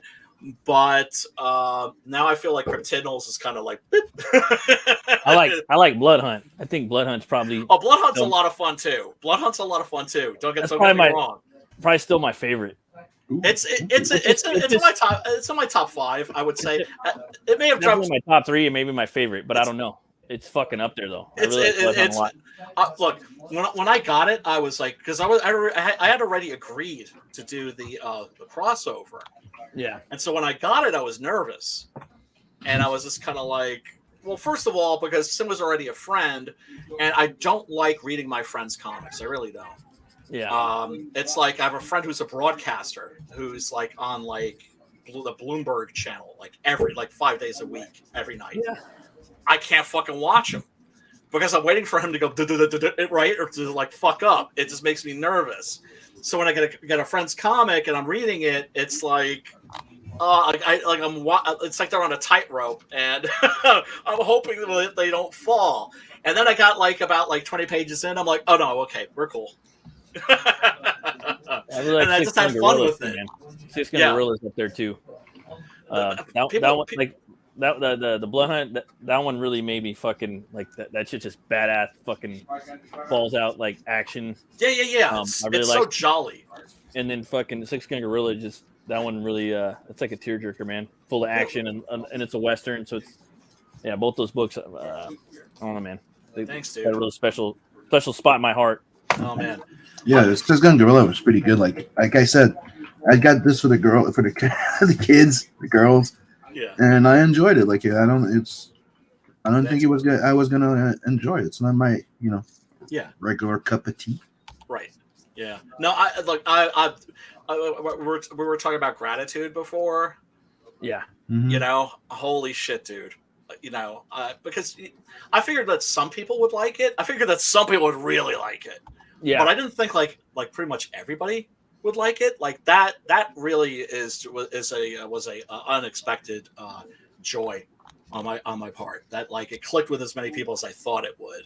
But I mean, that's why you have to, when you're making a comic, don't make it for an audience, make it for yourself. Right? Yeah. Make it for yourself. What's the comic that you would like to read? Yeah. Because at the end of the day, that could be all that you're left with. Yeah, that's why I do what I do. Right, and because I don't know if other people are gonna if this is gonna connect. Yeah. Right. No, totally, dude. And I can't tell if my own shit is good. It's like I have to have time, a significant amount of time to go by. Yeah, I love your book. I love the way it ends too. Like, thanks, man. I can't wait to see the next chapter. I'm just saying this because you're my fucking homie. Same thing with you with Blood Hunt, Sim. I'm just telling you the way it makes me feel. Oh when I- yeah, no bullshit. Larry, No just bullshit. act like you don't I give a fucking read it. shit about the Cromverse. Go ahead. Oh, but it's just like since we're talking about it, and well, because you got me excited about the Southpaw dude, and now I know you could fucking do it because it's nothing. And Well, it's now I am something. gonna do it. Well, dude, I'm like, oh, poor Brian, he can't do that shit because someone else has made a fucking werewolf book called Southpaw. There's no fucking werewolf book called Southpaw. It's yours. That's why I'm like, we got to start fucking claiming that shit. Yeah. Oh, done. Done, son. And fucking We could combine Samurai Werewolf with Southpaw Werewolf and give him a samurai sword in his left hand. While he's driving around in his muscle car, doing donuts. that'd be too much like shot. What is it? Shinobi Sasquatch or something? Yeah. Yeah, definitely. Yeah, I don't know Definitely. about that. But dude, where is the campaign at right now for Tales from the Cromniverse? Cromniverse is at 42 backers, 30%, 24.54 of the 8K we want with 35 days left. Hell I yeah. think we're good. We have plenty of time. Somebody got the Jim O'Reilly art last night, so I encouraged one of the people anybody on the campaign who does traditional art that wants to put a page up or something and make a little money. You know how to do that. It's not like you got to volunteer the art toward the campaign. You can throw it up there. We sell a book with the art. The book money goes toward the campaign, and you get paid for your art, bro. Oh, that's awesome. Jim donated. He volunteered that art that we gave away. That we sold. That's awesome. He donated that, but I mean, I don't expect everybody to just throw away their original art. Get your money. Yeah, of course.